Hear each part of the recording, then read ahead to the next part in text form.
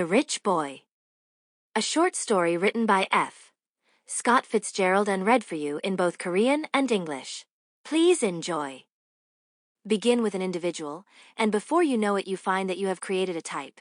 Begin with a type, and you find that you have created nothing.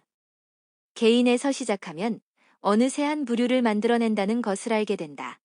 부류에서 시작하면 결국 아무것도 만들어내지 못한다. That is because we are all queer fish, queerer behind our faces and voices than we want anyone to know or than we know ourselves. 그것은 우리가 모두 특이한 존재들이기 때문이다. 우리는 스스로 생각하거나 남들에게 보이고 싶은 것보다 훨씬 더 낯설고 이상한 면을 얼굴과 목소리 뒤에 감추고 있다.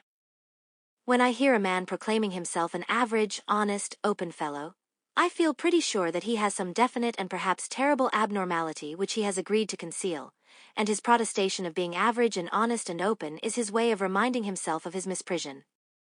누군가가 자신을 평범하고 정직함을 솔직한 사람이라고 주장할 때면 나는 그가 분명 어떤 구체적이고 어쩌면 끔찍한 비정상을 감추기로 작정했으리라고 확신하게 된다. 그리고 자신이 평범하고 정직함을 솔직하다고 외치는 것은 그가 스스로 저지르는 폐행위를 끊임없이 상기시키는 방식일 뿐이다. There are no types, no plurals. 세상에 부류 같은 것은 없다. 복수형도 없다. There is a rich boy, and this is his and not his brother's story. 부유한 소년이 하나 있고 이것은 그의 이야기이지 그의 형제들의 이야기가 아니다. All my life I have lived among his brothers, but this one has been my friend. 나는 평생 그의 형제들 사이에서 살아왔지만 그중 이 소년만이 내 친구가 되었다. Besides, if I wrote about his brothers I should have to begin by attacking all the lies that the poor have told about the rich and the rich have told about themselves, such a wild structure they have erected that when we pick up a book about the rich, some instinct prepares us for unreality.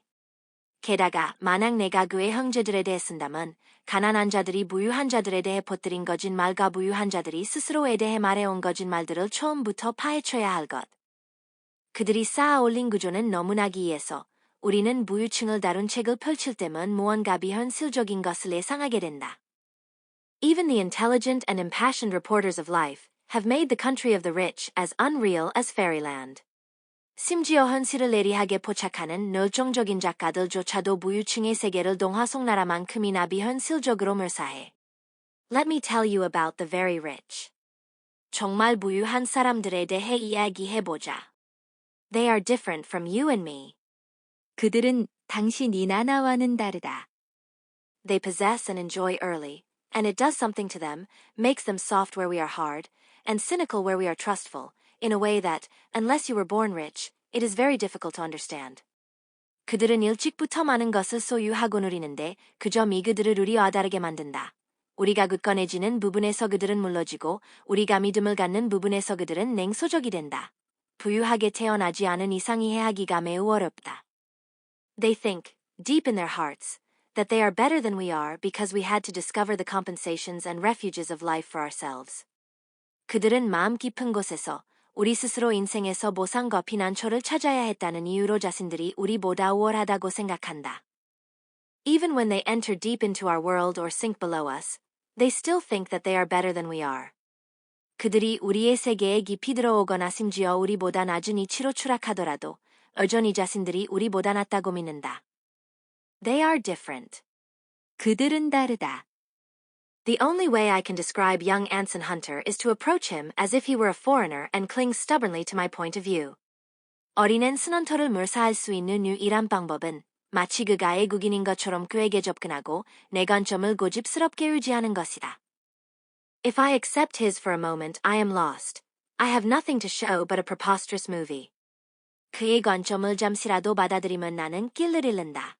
내게 남는 것은 말도 안 되는 영화 같은 한상뿐이야. Anson was the eldest of 6 children who would someday divide a fortune of $15 million, and he reached the age of reason. Is it 7? At the beginning of the century when daring young women were already gliding along Fifth Avenue in electric mobiles.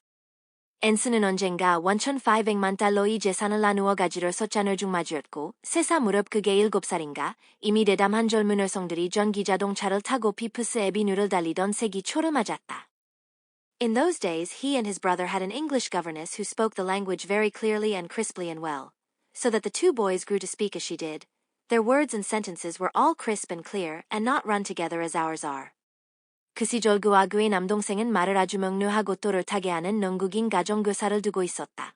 그래서 두 소녀는 그 교사의 말투를 그대로 담게 되었는데 그들의 말과 문장은 우리가 흔히 말할 때처럼 이어붙이지 않고 또렷하고 분명했다. They didn't talk exactly like English children, but acquired an accent that is peculiar to fashionable people in the city of New York. 그들은 영국 아이들처럼 말하지는 않았지만 뉴욕상 누층 특유의 억양을 익히게 되었다. In the summer, the 6 children were moved from the house on 71st Street to a big estate in northern Connecticut. 여름이면 너서사 아이들은 71 번가의 집에서 코네티컷 북부의 커다란 저택으로 옮겨졌다. It was not a fashionable locality. Anson's father wanted to delay as long as possible his children's knowledge of that side of life. 그곳은 유행하는 지역이 아니었다. 앤슨의 아버지는 자녀들이 그런 상류 생활을 알게 되는 시기를 최대한 늦추고자 했다. He was a man somewhat superior to his class, which composed New York society, and to his period, which was the snobbish and formalized vulgarity of the Gilded Age, and he wanted his sons to learn habits of concentration and have sound constitutions and grow up into right living and successful men. 그는 뉴욕 사교계를 형성하는 자신의 계층보다 그리고 속물적이고 형식적인 천박함으로 물든 엉금시대의 풍조보다 어느 정도 우월한 인물이었다. 그는 아들들이 집중하는 습관을 익히고 건강한 체질을 갖춰서 올바르게 삶을 성공하는 사람이 되길 바랐다. He and his wife kept an eye on them as well as they were able until the 2 older boys went away to school. But in huge establishments this is difficult. It was much simpler in the series of small and medium-sized houses in which my own youth was spent. I was never far out of the reach of my mother's voice, of the sense of her presence, her approval or disapproval. 그와 그의 아내는 큰아들 둘이 학교에 들어갈 때까지 가능한 한 그들을 돌보았지만 큰 저택에서는 쉽지 않았다. 내가 어린 시절을 보낸 일론 이 작은 집들과 중간 규모의 집들에서는 훨씬 단순했다. 나는 결코 어머니의 목소리나 어머니의 존재감, 그리고 그녀의 칭찬과 꾸지람의 감각에서 멀리 벗어나지 않았다. Anson's first sense of his superiority came to him when he realized the half-grudging American deference that was paid to him in the Connecticut village. 앤슨이 처음으로 자신이 우월하다는 감각을 느낀 것은 코네티컷 시골 마을에서 사람들이 그에게 어쩐지 마지 못해 보이는 듯하면서도 존중을 표한다는 사실을 깨달았을 때였다. The parents of the boys he played with always inquired after his father and mother, and were vaguely excited when their own children were asked to the hunter's house. 그가 어울려 놀던 소년들의 부모들은 항상 그의 아버지와 어머니의 안부를 물었고 자기 아이들이 헌터 집에 초대받기라도 하면 어쩐지 들뜬 분위기가 되었다. He accepted this as the natural state of things, and a sort of impatience with all groups of which he was not the center, in money, in position, in authority, remained with him for the rest of his life. 그는 이를 당연한 것으로 받아들였고, 자신이 중심이 되지 못하는 모든 집단 재산이든 지위든 권위든에 대해 일종의 못마땅함을 느꼈으며 그 마음은 평생 그와 함께했다. He disdained to struggle with other boys for precedence. He expected it to be given him freely. And when it wasn't he withdrew into his family. 그는 다른 소년들과 우위를 다투는 것을 멸시했다. 그는 그것이 당연히 주어질 거라고 기대했는데 그렇지 않으면 가족 속으로 물러났다. His family was sufficient, for in the East money is still a somewhat feudal thing, a clan-forming thing. 그에게 가족은 충분했다. 동부 지역에서는 돈이 여전히 약간 봉건적인 성격을 띠며 가문을 형성하는 역할을 하기 때문이다. In the snobbish West, money separates families to form sets. 허영심이 가득한 서부에서는 돈이 가족들을 깔라놓고 각각의 무리를 만든다. At 18, when he went to New Haven, Anson was tall and thick-set, with a clear complexion and a healthy color from the ordered life he had led in school. 18살에 뉴헤이븐으로 갔을 때, 앤슨은 키가 크고 다부지며 학교에서 지낸 규칙적인 생활 덕분에 피부가 맑고 혈색이 좋았다. His hair was yellow and grew in a funny way on his head. His nose was beaked. These 2 things kept him from being handsome, but he had a confident charm and a certain brusque style. And the upper-class men who passed him on the street knew without being told that he was a rich boy and had gone to one of the best schools. 그의 머리카락은 노란색이었고 머리에 웃긴 모양으로 나 있었으며 콧날은 매부리처럼 휘어 있었다. 이 2가지 때문에 잘생겼다고 하기는 어려웠으나 그는 자신감 넘치는 매력과 어딘가 거친 기품이 있었다.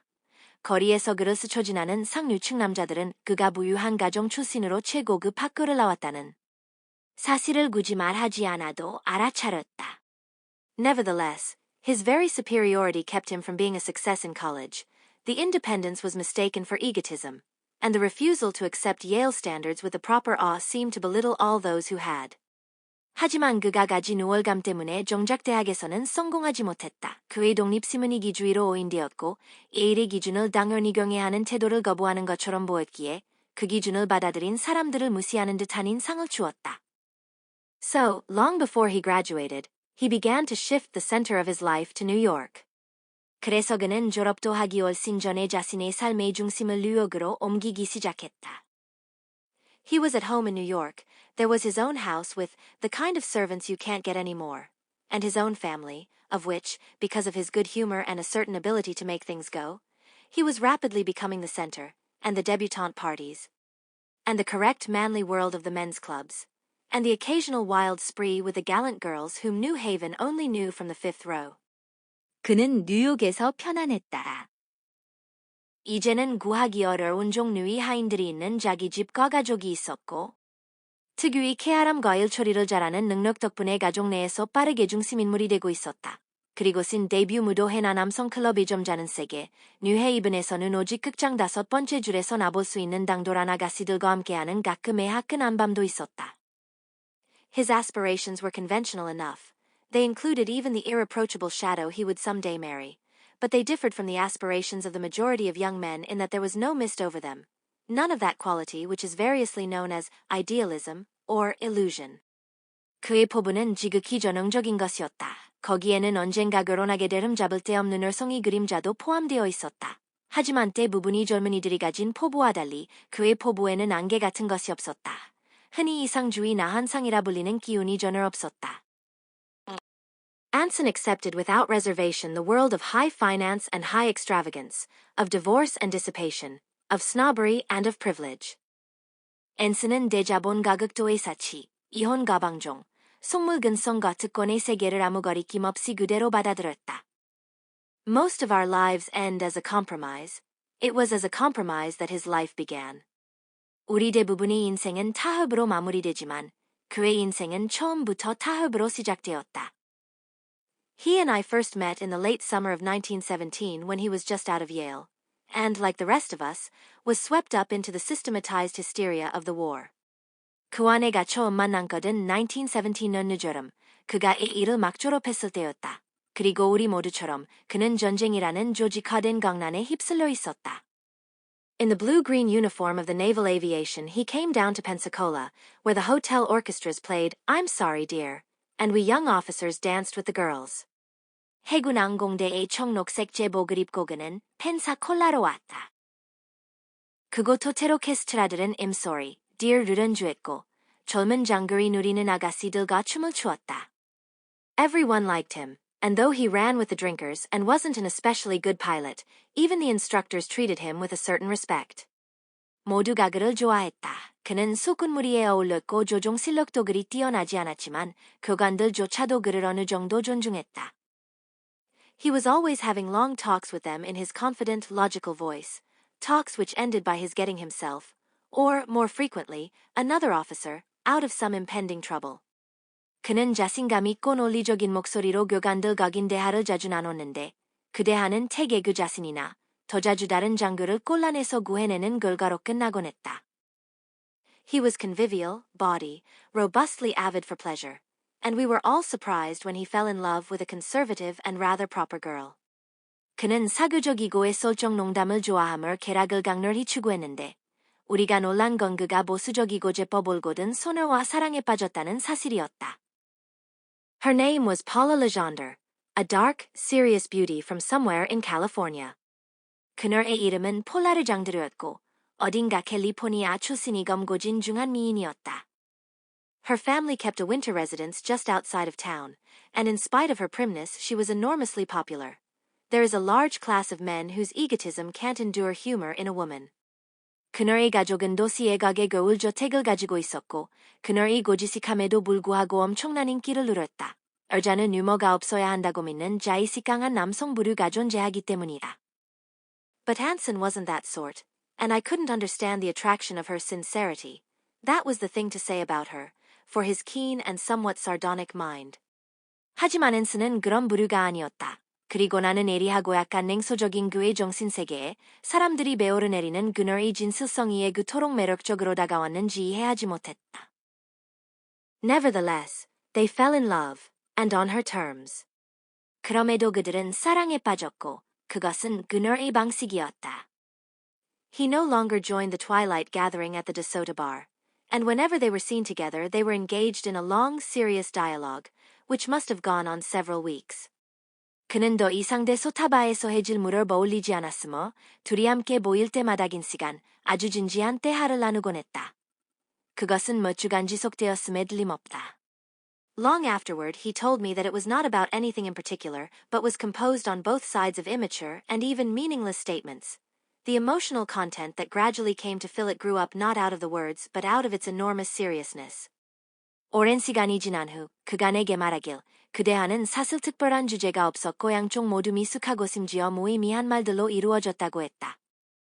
그러나 그 대화를 점점 가득 채운 감정은 말의 내용이 아니라 그 대화가 가진 엄청난 진지함에서 비롯된 것이었다. It was a sort of hypnosis. 그것은 일종의 최면 같은 것이었다. Often it was interrupted, giving way to that emasculated humor we call fun. When they were alone it was resumed again, solemn, low-keyed, and pitched so as to give each other a sense of unity in feeling and thought. 종종 대화는 끊기곤 했고 우리가 재미라고 부르는 맥바지 유머가 그 자리를 대신했다. 그러나 단둘이 있을 때면 대화는다. 시엄숙하고 낮은 음색으로 이어졌고 서로에게 감정과 생각이 하나로 연결된 듯한 느낌을 주었다. They came to resent any interruptions of it, to be unresponsive to facetiousness about life, even to the mild cynicism of their contemporaries. 그들은 그 대화가 끊기는 것을 못 견뎠고 인생을 가볍게 농담거리로 삼는 것도 또래들의 온건한 냉소에도 무감각해졌다. They were only happy when the dialogue was going on, and its seriousness bathed them like the amber glow of an open fire. 그들은 오직 그 대화가 이어질 때만 행복했다. 그리고 그 대화의 진지함은 마치 노을 빛벽난로처럼 그들을 감싸주었다. Toward the end there came an interruption they did not resent. It began to be interrupted by passion. 그러던 끝자락에 그들은 전혀 불편해하지 않는 또 다른 끼어듦을 맞닥뜨렸는데 그것은 바로 열정이었다. Oddly enough, Anson was as engrossed in the dialogue as she was and as profoundly affected by it, yet at the same time aware that on his side much was insincere, and on hers much was merely simple. 이상하게도 앤슨 역시 그녀만큼이나 그 대화에 몰두하고 깊은 영향을 받았지만 동시에 그는 자신이 말 속에 거짓이 많고 그녀의 말은 그저 단순한 것임을 인지하고 있었다. At first, too, he despised her emotional simplicity as well, but with his love her nature deepened and blossomed, and he could despise it no longer. 처음에는 그녀의 감정적 단순함조차 경멸했지만 사랑이 깊어지자 그녀의 본성도 깊이 있고 풍성해졌고 그는 더 이상 그것을 무시할 수 없었다. He felt that if he could enter into Paula's warm, safe life, he would be happy. 그는 폴라의 따뜻하고 안전한 삶 속으로 들어갈 수 있다면 자신도 행복해질 거라 느꼈다. The long preparation of the dialogue removed any constraint. He taught her some of what he had learned from more adventurous women, and she responded with a rapt, holy intensity. 오랜 대화의 준비 과정은 모든 망설임을 없애주었다. 그는 자신이 좀 더 모험적인 여성들에게서 배웠던 것을 부를 그녀에게 가르쳤고 그녀는 몰입하고 경건한 열정으로 호응했다. One evening after a dance they agreed to marry, and he wrote a long letter about her to his mother. 어느 날 밤 춤을 춘 후 그들은 결혼하기로 합의했고 그는 어머니에게 그녀에 대한 긴 편지를 보냈다. The next day Paula told him that she was rich, that she had a personal fortune of nearly $1 million. 다음 날 폴라는 자신이 부유하며 거의 $100만 가까운 개인 자산이 있다고 그에게 털어놓았다. It was exactly as if they could say, neither of us has anything. We shall be poor together, just as delightful that they should be rich instead.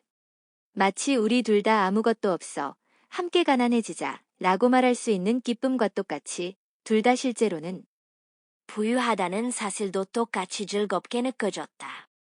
It gave them the same communion of adventure. 그들에게는 같은 모험심의 연대감을 안겨주었다. Yet when Anson got leave in April, and Paula and her mother accompanied him north, she was impressed with the standing of his family in New York and with the scale on which they lived. 그러나 4월에 앤슨이 휴가를 얻어 폴라와 그녀의 어머니가 함께 북쪽으로 올라갔을 때, 폴라는 뉴욕에서 그의 가문이 차지하는 이상 가구들이 영위하는 삶의 규모의 깊은 인상을 받았다. Alone with Anson for the first time in the rooms where he had played as a boy, she was filled with a comfortable emotion, as though she were preeminently safe and taken care of. 그가 어린 시절 뛰놀던 방에서 앤슨과 단둘이 있게 되자, 그녀는 마치 우선적으로 보호받고 있다는 듯 편안한 감정에 사로잡혔다. The pictures of Anson in a skullcap at his first school, of Anson on horseback with the sweetheart of a mysterious forgotten summer, of Anson in a gay group of ushers and bridesmaid at a wedding, made her jealous of his life apart from her in the past. And so completely did his authoritative person seem to sum up and typify these possessions of his that she was inspired with the idea of being married immediately and returning to Pensacola as his wife. 해골 모양 모자를 쓴 채 첫 학교에 다니던 앤슨의 사진, 미지에 잊힌 노름의 연인과 함께 말을 타고 있는 앤슨의 사진, 결혼식에서 시중을 드는 청년들과 신부들러리 무리 속의 앤슨의 사진들은 폴라로 하여금 과거의 자신과 무관한 그의 삶. 그리고 그의 권위적인 모습은 자신의 모든 소유물을 노랗게 보여주는 것처럼 안벽해 보였기에 그녀는 즉시 결혼해 앤슨의 아내로서 펜사콜라로 돌아가겠다는 생각을 하게 되었다. But an immediate marriage wasn't discussed. Even the engagement was to be secret until after the war. 그러나 즉각적인 결혼은 논의되지 않았다. 약혼조차 전쟁이 끝날 때까지 비밀로 붙이기로 했다. When she realized that only 2 days of his leave remained, her dissatisfaction crystallized in the intention of making him as unwilling to wait as she was. 그녀는 그의 휴가가 단 이틀밖에 남지 않았다는 사실을 깨닫자 자신처럼 그도 기다리는 일을 원치 않도록 만들겠다는 결심으로 그 불만이 확고해졌다. They were driving to the country for dinner, and she determined to force the issue that night. 둘은 교회로 저녁 식사를 하러 가는 길이었고 그녀는 그날 밤의 결정을 강행하기로 마음먹었다. Now a cousin of Paula's was staying with them at the Ritz, a severe, bitter girl who loved Paula but was somewhat jealous of her impressive engagement, and as Paula was late in dressing, the cousin, who wasn't going to the party, received Anson in the parlor of the suite. 당시 폴라의 사촌이 그들과 함께 리츠에 머무르고 있었는데 그 사촌은 폴라를 사랑하면서도 그녀의 대단한 약혼 소식에 약간 질투를 느끼는 엄격하고 신랄한 소녀였다. 폴라가 옷 갈아입느라 안 했자 파티에 가지 않을 그 사촌이 스이 트룸 거실에서 앤슨을 맞이했다. Anson had met friends at 5 o'clock and drunk freely and indiscreetly with them for an hour. 앤슨은 5시에 친구들을 만나 1시간 동안 아무 거리낌 없이 술을 마셨다. He left the Yale Club at a proper time, and his mother's chauffeur drove him to the Ritz, but his usual capacity was not in evidence, and the impact of the steam-heated sitting room made him suddenly dizzy. 그는 적당한 시간에 에일 클럽을 나와 어머니의 운전사가 리츠까지 태워주었지만 평소 주량만큼 버티지 못했고 증기난방이 되는 접시의 열기에 갑자기 현기증을 느꼈다. He knew it, and he was both amused and sorry. 그는 자기 상태를 알았고 우습기도 하고 미안하기도 했다. Paula's cousin was 25, but she was exceptionally naive, and at first failed to realize what was up. 폴라의 사촌은 25살이었지만 대단히 세상 물정에 어두웠고 처음에는 무슨 일이 일어나는지 알아차리지 못했다. She had never met Anson before, and she was surprised when he mumbled strange information and nearly fell off his chair, but until Paula appeared it didn't occur to her that what she had taken for the odor of a dry-cleaned uniform was really whiskey. 그녀는 앤슨을 처음 봤기 때문에 그가 이상한 말을 중얼거리다가 의자에서 거의 떨어질 뻔한 모습을 보고는 놀랐다. 하지만 폴라가 나타나기 전까지 그녀가 드라이 클리닝 된 제복 냄새라고 생각했던 것이 사실은 이스키 냄새라는 것은 전혀 생각하지 못했다. But Paula understood as soon as she appeared. Her only thought was to get Anson away before her mother saw him, and at the look in her eyes the cousin understood too. 하지만 폴라는 모습을 보이자마자 상황을 파악했다. 그녀의 유일한 생각은 어머니가 보기 전에 앤슨을 데리고 나가는 것이었고 폴라의 눈빛에서 사촌 또한 사태를 알아챘다. When Paula and Anson descended to the limousine, they found 2 men inside, both asleep. They were the men with whom he had been drinking at the Yale Club, and they were also going to the party. 폴라와 앤슨이 리무진에 내려갔을 때 그 안에는 이미 2명의 남자가 잠들어 있었다. 그들은 앤슨이의 일클럽에서 함께 술을 마시던 인물들이었고 역시 같은 파티에 가는 중이었다. He had entirely forgotten their presence in the car. 그는 그들이 차에 타고 있다는 사실을 완전히 잊고 있었다. On the way to Hempstead, they awoke and sang. 험스테드로 가는 길에 그들은 깨어나 노래를 불렀다. Some of the songs were rough, and though Paula tried to reconcile herself to the fact that Anson had few verbal inhibitions, her lips tightened with shame and distaste. 먼먼 노래는 상스러웠고 앤슨이 말에 대한 자제를 기거이 없다는 사실을 받아들이려 애쓰던 폴라도 결국 수치심과 헐모감으로 입술을 굳게 다물어. Back at the hotel, the cousin, confused and agitated, considered the incident, and then walked into Mrs. Legender's bedroom, saying, "Isn't he funny?" 호텔로 돌아온 사촌은 당황하고 흥분한 최그위를 곱씹더니 르장드르 부인이 침실로 들어가 그 사람 웃기지 않나요? 라고 말했다. Who is funny? 누가 웃긴다는 거니? Why, Mr. Hunter? He seemed so funny. 아니 헌터 씨요. 그분이 참 이상해 보였어요. How is he funny? 어떻게 이상한데? Why, he said he was French. I didn't know he was French. 아니, 자기가 프랑스인이라잖아요. 정그가 프랑스인인 줄 몰랐어요. That's absurd. You must have misunderstood. 그건 말도 안 돼. 내가 잘못 들은 거겠지. She smiled. It was a joke. 그녀는 미소 지으며 말했다. 농담이연 나보구나.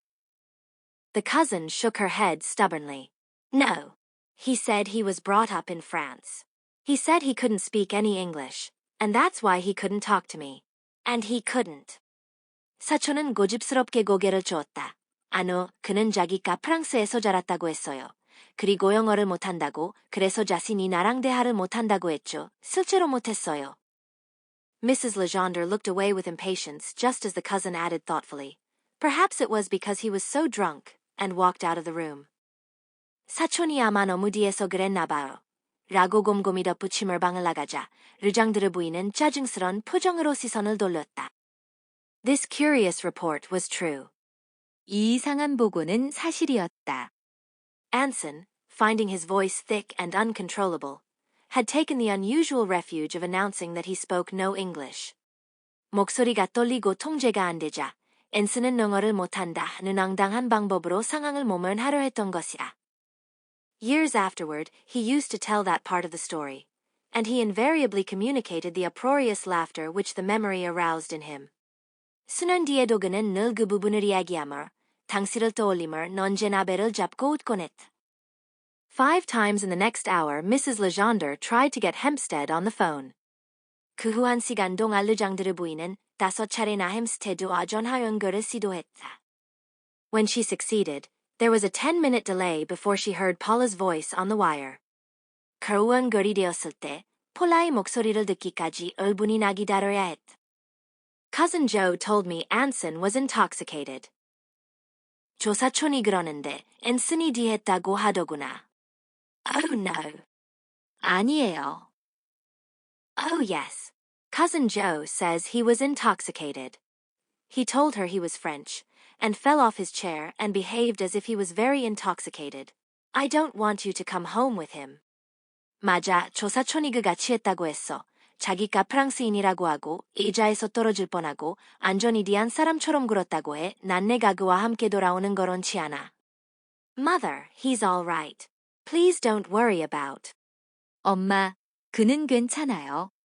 제발 걱정 마세요. But I do worry. I think it's dreadful. I want you to promise me not to come home with him. 하지만 난 걱정이 돼. 정말 끔찍하다고 생각해. 그와 같이 돌아오지 않겠다고 약속해줘. I'll take care of it, mother. 제가 알아서 할게요. 엄마. I don't want you to come home with him. 그와 함께 돌아오지 마. All right, mother. Goodbye. 알겠어요. 엄마 안녕. Be sure now, Paula. Ask someone to bring you. 정말이야. 폴라 다른 사람이 널 때려오도록 해. Deliberately, Paula took the receiver from her ear and hung it up. 폴라는 일부러 수화기를 귀에서 떼어놓고 전화를 끊었다. Her face was flushed with helpless annoyance. 그녀의 얼굴은 어찌할 수 없는 짜증으로 붉어 있었다. Anson was stretched asleep out in a bedroom upstairs, while the dinner party below was proceeding lamely toward conclusion. 앤슨은 2층 방에서 뻗어 잠들어 있었고 아래층이 저녁 파티는 어색하게 막바지로 치닫고 있었다. The hour's drive had sobered him somewhat. His arrival was merely hilarious, and Paula hoped that the evening was not spoiled after all, but 2 imprudent cocktails before dinner completed the disaster.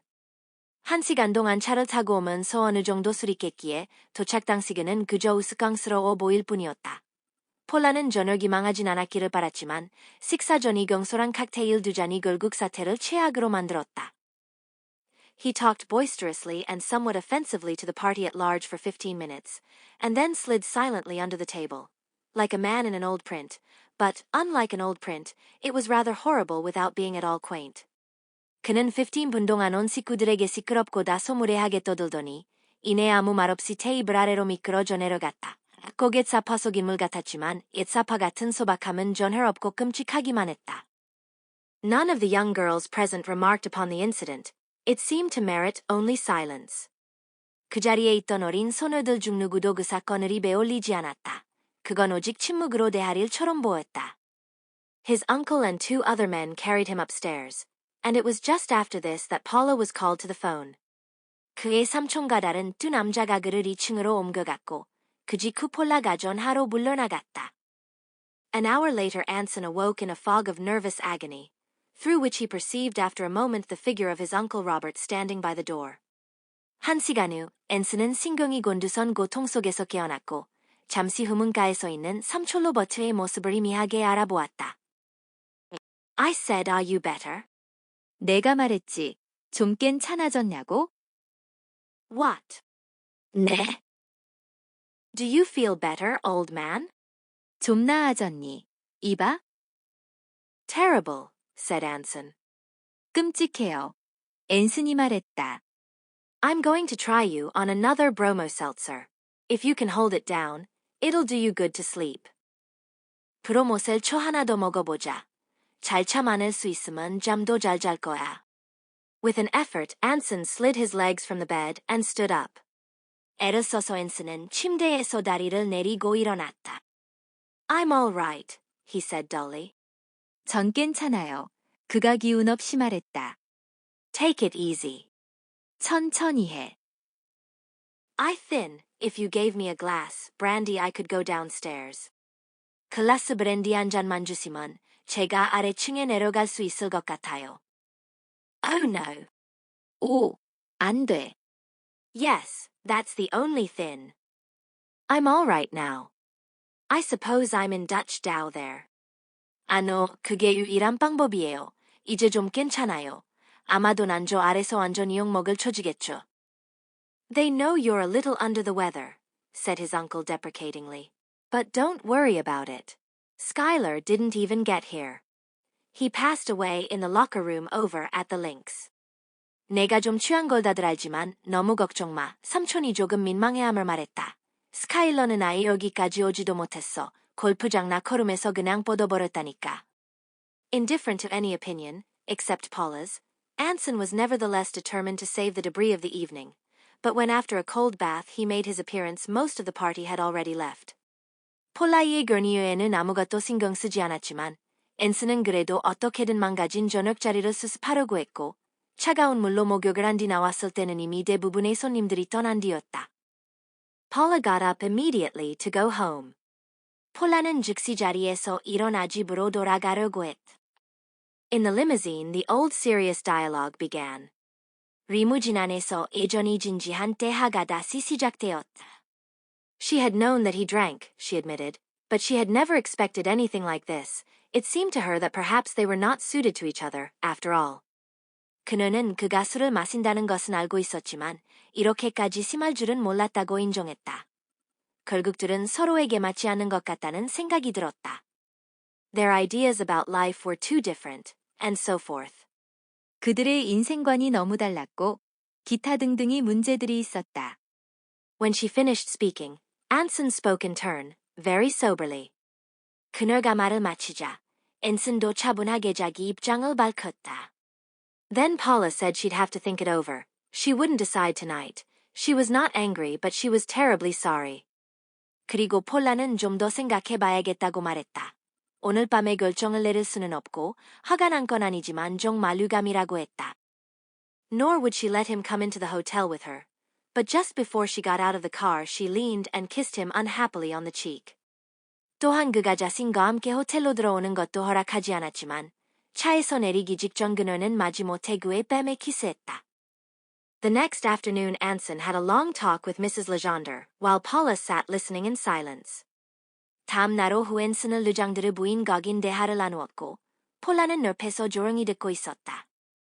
It was agreed that Paula was to brood over the incident for a proper period, and then, if mother and daughter thought it best, they would follow Anson to Pensacola.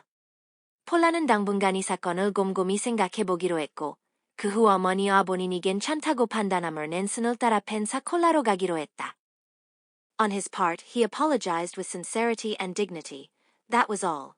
With every card in her hand, Mrs. Legendre was unable to establish any advantage over him. 한편 앤슨은 진심 어린 사과와 품위만을 보여줬다. 그것이 전부였다. 모든 우위를 진 듯 보였던 르장드르 부인도 그를 제압할 만한 이 점을 전혀 얻지 못했다. He made no promises, showed no humility, only delivered a few serious comments on life which brought him off with rather a moral superiority at the end. 그는 아무런 약속도 하지 않았고 금손을 보이지도 않았다. 다만 인생에 대한 몇 마디 진지한 말을 건넸을 뿐이며 결국 이는 도리어 그에게 일종의 도덕적 우월감을 안겨주었다. When they came south 3 weeks later, neither Anson in his satisfaction nor Paula in her relief at the reunion realized that the psychological moment had passed forever. 3주 후 그들이 남부로 내려왔을 때 앤슨은 자신의 만족 속에서 폴라는 재해하게 된 안도감 속에서 둘 다 그 중요한 심리적 순간이용 응지나가 버렸다는 사실을 전혀 깨닫지 못했다. He dominated and attracted her, and at the same time filled her with anxiety. 그는 그녀를 지배하면서도 동시에 매혹시켰고 또 한편으로는 그녀에게 불안을 안겨주었다. Confused by his mixture of solidity and self-indulgence, of sentiment and cynicism, incongruities which her gentle mind was unable to resolve, Paula grew to think of him as two alternating personalities. 그의 견고함과 방종, 감상 관행 속아 뒤섞인 모습에 당황한 나머지 그부조하르론 하한 마음으로는 도무지 이해할 수 없던 파울라는 그를 두 개의 번갈아 나타나는 인격으로 어기게 되었다. When she saw him alone, or at a formal party, or with his casual inferiors, she felt a tremendous pride in his strong, attractive presence, the paternal, understanding stature of his mind. 그를 혼자 보거나, 격식을 갖춘 파티에서 보거나, 그보다 지위가 낮은 사람들과 있는 모습을 볼 때면 그녀는 강인하고 매력적인 그의 존재감과 아버지 같은 이해심을 지닌 그의 정신적 품격에 엄청난 자부심을 느꼈다. In other company, she became uneasy when what had been a fine imperviousness to mere gentility showed its other face. 그러나 다른 자리에서 그는 단순한 애의 범졸 따위에는 전혈계에 취 않는 태도의 또 다른 면모를 보였고 그럴 때면 그녀는 불안해졌다. The other face was gross, humorous, reckless of everything but pleasure. 그 또 다른 얼굴은 거칠고 익살스럽고 쾌락에는 모든 것에 무모한 태도를 보였다. It startled her mind temporarily away from him, even led her into a short covert experiment with an old beau, but it was no use. After 4 months of Anson's enveloping vitality, there was an anemic pallor in all other men. 그 때문에 그녀는 잠시 그에게서 마음을 떼기도 했고 예전에 만났던 구애자와 몰래 짧은 시도를 해보기도 했으나 소용이 없었다. 앤슨이 강렬한 생명력에 사로잡힌 진의 달이 지나자 다른 남자들은 모두 창백하고 생기가 없는 존재로 보였기 때문이야. In July he was ordered abroad, and their tenderness and desire reached a crescendo. 7월에 그가 해외로 발령을 받았고 둘의 애정과 열망은 절정에 달했다. Paula considered a last-minute marriage, decided against it only because there were always cocktails on his breath now, but the parting itself made her physically ill with grief. 파울라는 막판에 결혼을 생각하기도 했지만 그에게서 늘 칵테일 냄새가 났기에 결국 포기했다. 그러나 이별 자체는 그녀에게 극심한 슬픔을 안겨 몸까지 아프게 만들었다. After his departure, she wrote him long letters of regret for the days of love they had missed by waiting. 그가 떠난 뒤 그녀는 기다리느라 놓쳐버린 사랑의 날들을 후회한다는 긴 편지를 그에게 보냈다. In August Anson's plane slipped down into the North Sea. 8월에 앤슨이 탄 비행기가 북해로 추락했다. He was pulled onto a destroyer after a night in the water and sent to hospital with pneumonia. The armistice was signed before he was finally sent home. 그는 물속에서 하룻밤을 보낸 뒤 구축함에 구조되어 폐렴 진단을 받고 병원에 이송되었다. 그가 결국 귀국하기도 전에 휴전이 체결되었다. Then, with every opportunity given back to them, with no material obstacle to overcome, the secret weavings of their temperaments came between them, drying up their kisses and their tears, making their voices less loud to one another, muffling the intimate chatter of their hearts until the old communication was only possible by letters, from far away. 그 뒤로는 모든 기회가 그들 앞에 다시 주어졌고 물리적인 장애도 없었지만 그들 기질이 지닌 비밀스러운 작용이 두 사람 사이에 끼어들었다. 그 탓에 그들의 입맞춤과 눈물은 마르기 시작했고 서로에게 들리던 목소리는 점점 작아졌으며 마음 깊은 곳에 친밀한 대화는 점차 가라앉아 예전처럼 소통하기 위해서는 멀리 떨어져서 편지로만 가능하게 되었다. One afternoon, a society reporter waited for 2 hours in the hunter's house for a confirmation of their engagement. 어느 날 오후, 신문사의 사교 담당 기자가 그들의 약혼 소식을 확인하기 위해 헌터 가문 저택에서 2시간을 기다렸다. Anson denied it. Nevertheless, an early issue carried the report as a leading paragraph. They were constantly seen together at Southampton, Hot Springs, and Tuxedo Park. 앤슨은 그 사실을 부인했지만 그럼에도 불구하고 신문은 빠른 호에서 그 소식을 주얼 기사로 다루었다. 기사에는 그들은 사우샘프턴, 핫스프링스, 턱시도 파크에선을 함께 목격된다고 쓰여 있었다. But the serious dialogue had turned a corner into a long-sustained quarrel, and the affair was almost played out. 그러나 진지한 때하가 어느새 장기간 이어진 다툼으로 바뀌었고 그들의 관계는 거의 끝나가고 있었다. Anson got drunk flagrantly and missed an engagement with her, whereupon Paula made certain behavioristic demands. 앤슨이 대놓고 취한 채 그녀와의 약속을 어기자 파울라는 그에게 특정 행동을 요구하며 강경한 태도를 보였다. His despair was helpless before his pride and his knowledge of himself. The engagement was definitely broken. 그의 절망은 자존심과 자기 자신에 대한 확신 앞에서 무력했고 결국 약혼은 확실히 깨졌다. Dearest, said their letters now. Dearest, dearest, when I wake up in the middle of the night and realize that after all it was not to be, I feel that I want to die. 내 사랑, 이제 그들의 편지는 이렇게 시작했다. 내 사랑, 밤중에 잠에서 깨어 이 모든 게 결국 이루어지지 않았다는 걸 깨달을 때면 난 죽고 싶어진다. I can't go on living anymore. 더 이상 이렇게는 살 수가 없을 것 같다. Perhaps when we meet this summer we may talk things over and decide differently. We were so excited and sad that day, and I don't feel that I can live all my life without you.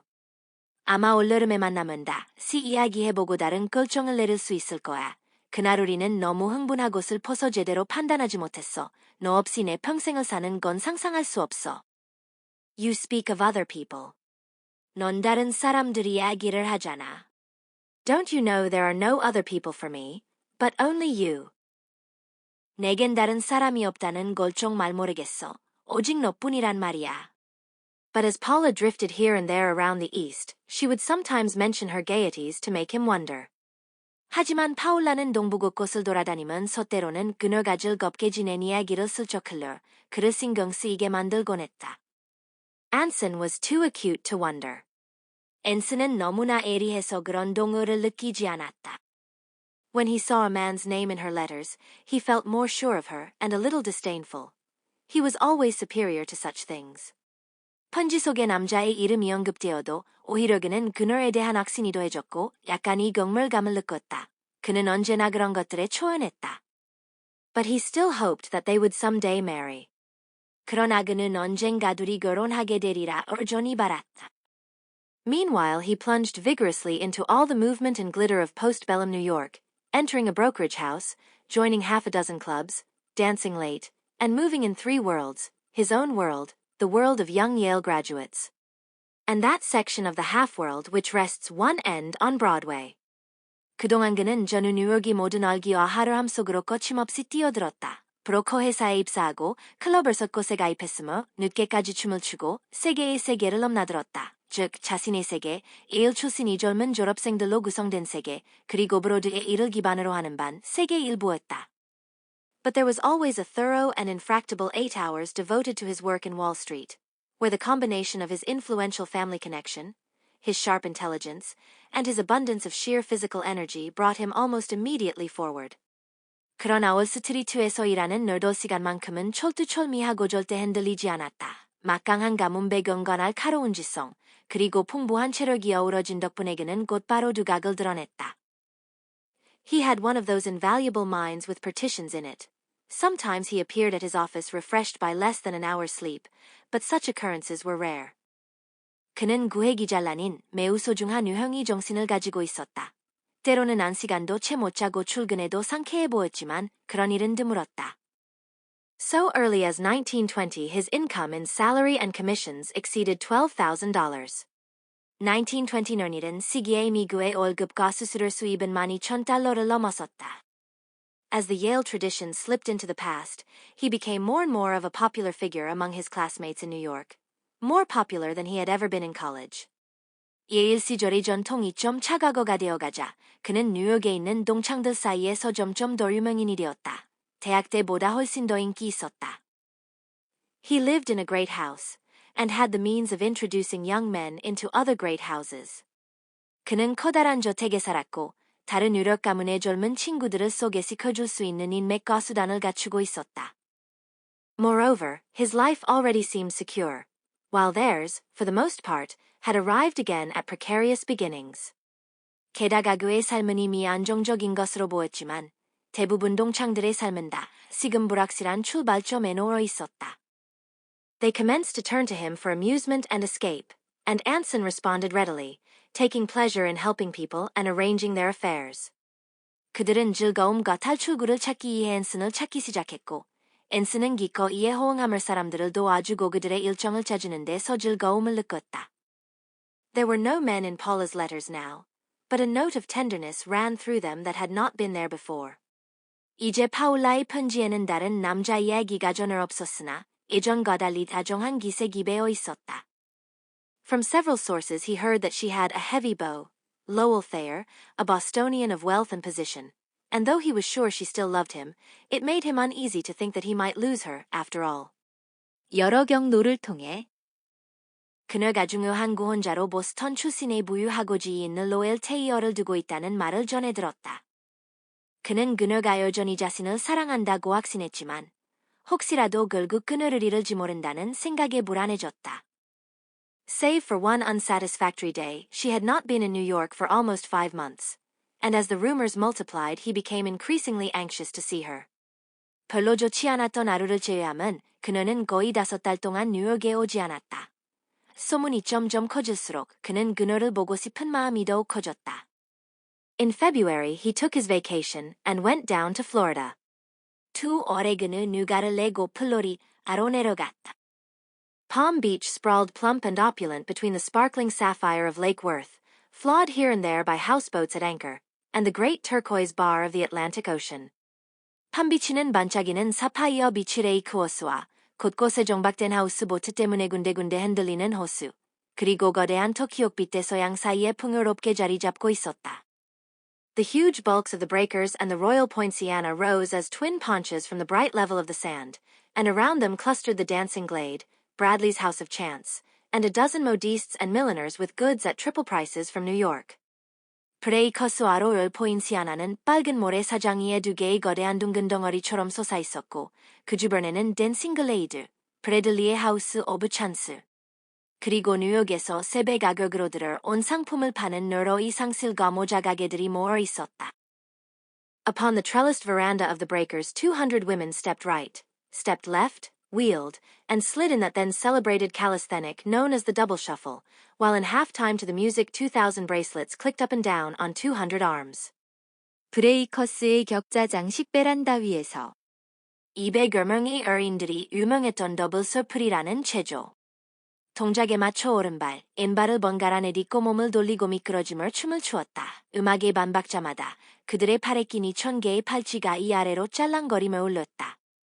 At the Everglades Club after dark, Paula and Lowell Thayer and Anson and a casual fourth played bridge with hot cards.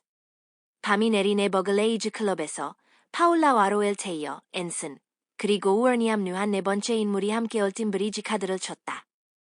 It seemed to Anson that her kind, serious face was wan and tired. She had been around now for 4, 5 years. 앤슨이 보기엔 그녀의 온화하고 진지한 얼굴이 창백하고 지쳐 보였다. 그녀는 이제 4년, 5년째 사교계를 떠돌고 있었다. He had known her for 3. 그와는 3년째 알고 지내는 사이였다. 2 spades. 투 스페이드. Cigarette. Oh, I beg your pardon. 담배? 아, 미안해요. Buy me. 패스. Buy. 패스. I'll double 3 spades. 3스페이드를 더블하겠어요. There were a dozen tables of bridge in the room, which was filling up with smoke. 그 방에는 브리지 테이블이 12개나 있었고 이미 담배 연기로 가득 차오르고 있었다. Anson's eyes met Paula's, held them persistently even when Thayer's glance fell between them. 앤슨의 눈이 파울라와 마주쳤고 테이어가 사이에 시선을 던져도 그들의 시선은 끈질기게 이어졌다. What was bid? He asked abstractedly. 방금 무슨 콜이 나왔죠? 하고 그가 무심코 물었다. Rows of Washington Square, sang the young people in the corners. 로즈 오브 워싱턴 스퀘어 모서리 쪽에 있던 젊은이들이 노래를 불렀다. I'm withering there in basement air. 지하실 공기 속에서 시들어가고 있네. The smoke banked like fog, and the opening of a door filled the room with blown swirls of ectoplasm. 담배 연기가 안개처럼 짙어졌고 누군가 문을 늘 자방하는 흩날리는 연기 같은 소용돌이가 밀려들었다. Little bright eyes streaked past the tables seeking Mr. Conan Doyle among the Englishmen who were posing as Englishmen about the lobby. 리틀 브라이트 아이즈라는 별명이 인물이 로비에 있던 영국인 흉내를 내는 이들 사이에서 코난 도일 씨를 찾느라 테이블들 사이. You could cut it with a knife. 칼로 베어낼 수 있을 것 같다. Cut it with a knife. 칼로 베어낼 정도. A knife. 칼이 필요해. At the end of the rubber, Paula suddenly got up and spoke to Anson in a tense, low voice. 이번 라운드가 끝나자 파울라는 갑자기 일어서서 긴장된 낮은 목소리로 앤슨에게 말을 걸었다. With scarcely a glance at Lowell Thayer, they walked out the door and descended a long flight of stone steps. In a moment they were walking hand in hand along the moonlit beach. 로엘 테이어를 거의 쳐다보지도 않은 채 둘은 문을 나서서 긴 돌 계단을 내려갔고 곧 달빛이 비치는 에번을 손을 잡고 걸었다. Darling, darling. 내 사랑. 내 사랑. They embraced recklessly, passionately, in a shadow. 그들은 그림자 속에서 무모하고 열정적으로 서로를 끌어안았다. Then Paula drew back her face to let his lips say what she wanted to hear. She could feel the words forming as they kissed again. 그러다 파울라는 그가 해주길 바라는 말을 입으로 꺼내길 기대함을 살짝 얼굴을 뒤로 뺐다. 다시. 입맞춤을 나눌 때 이미 그 말이 떠오르는 걸 느꼈다. Again she broke away, listening, but as he pulled her close once more she realized that he had said nothing. Only, darling, darling, in that deep, sad whisper that always made her cry. 그녀는 또 한 번 입맞춤에서 벗어나 그의 말을 들으려 했지만 그가 다시 그녀를 끌어안을 때 알게 되었다. 그는 아무 말도 하지 않았고 늘 그녀를 울리던 그 낮고 슬픈 목소리로 내 사랑, 내 사랑 이라고만 속삭였다. Humbly, obediently, her emotions yielded to him and the tears streamed down her face, but her heart kept on crying, Ask me, oh Anson, dearest, ask me. 그녀는 순순히 감정을 그에게 내맡기고는 물을 흘렸지만 마음속으로는 계속 외쳤다. 날 붙잡아줘. 앤슨, 사랑하는 사람아, 나에게 청해줘. Paula. Paula. 파울라, 파울라. The words wrung her heart like hands, and Anson, feeling her tremble, knew that emotion was enough. 그 목소리만으로도 그녀의 마음은 소나기에 움켜쥐어진 듯했으며 앤슨은 그녀가 떨리는 것을 느끼고 그 정도면 충분하다고 여겼다. He need say no more. Commit their destinies to no practical enigma. 더 이상 말릴 필요 없고 그들의 운명을 구체적인 수수께끼로 묶어놓을 필요도 없었다. He was considering them both, her more than himself. 그는 둘 모두를 고려했으나 자기 자신보다 그녀를 더 배려하고 있었다. For a moment, when she said suddenly that she must go back to her hotel, he hesitated, thinking, first, "This is the moment after all," and then, "No, let it wait, she is mine." 잠시 그녀가 갑자기 호텔로 돌아가야겠다고 말했을 때 그는 망설였다. 먼저 결국 이게 그 순간이야 라고 생각했다가 다시 하니. 좀 더 기다리지 그녀는 내 사람이야 라고 마음먹었다. He had forgotten that Paula too was worn away inside with the strain of 3 years. 그는 파울라 역시 지난 3년이 긴장감으로 속이 이미 달아 있었다는 사실을 잊고 있었다. Her mood passed forever in the night. 그녀의 그 감정은 그 밤을 기점으로 엉엉 사라져버렸다. He went back to New York next morning filled with a certain restless dissatisfaction. 다음 날 아침, 그는 어떤 불안하고 채워지지 않는 불만족을 품은 채 뉴욕으로 돌아왔다.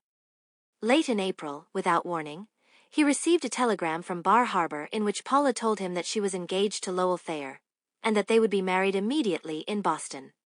4월 말, 뜬금없이 그에게 바하보에서 전보가 도착했다.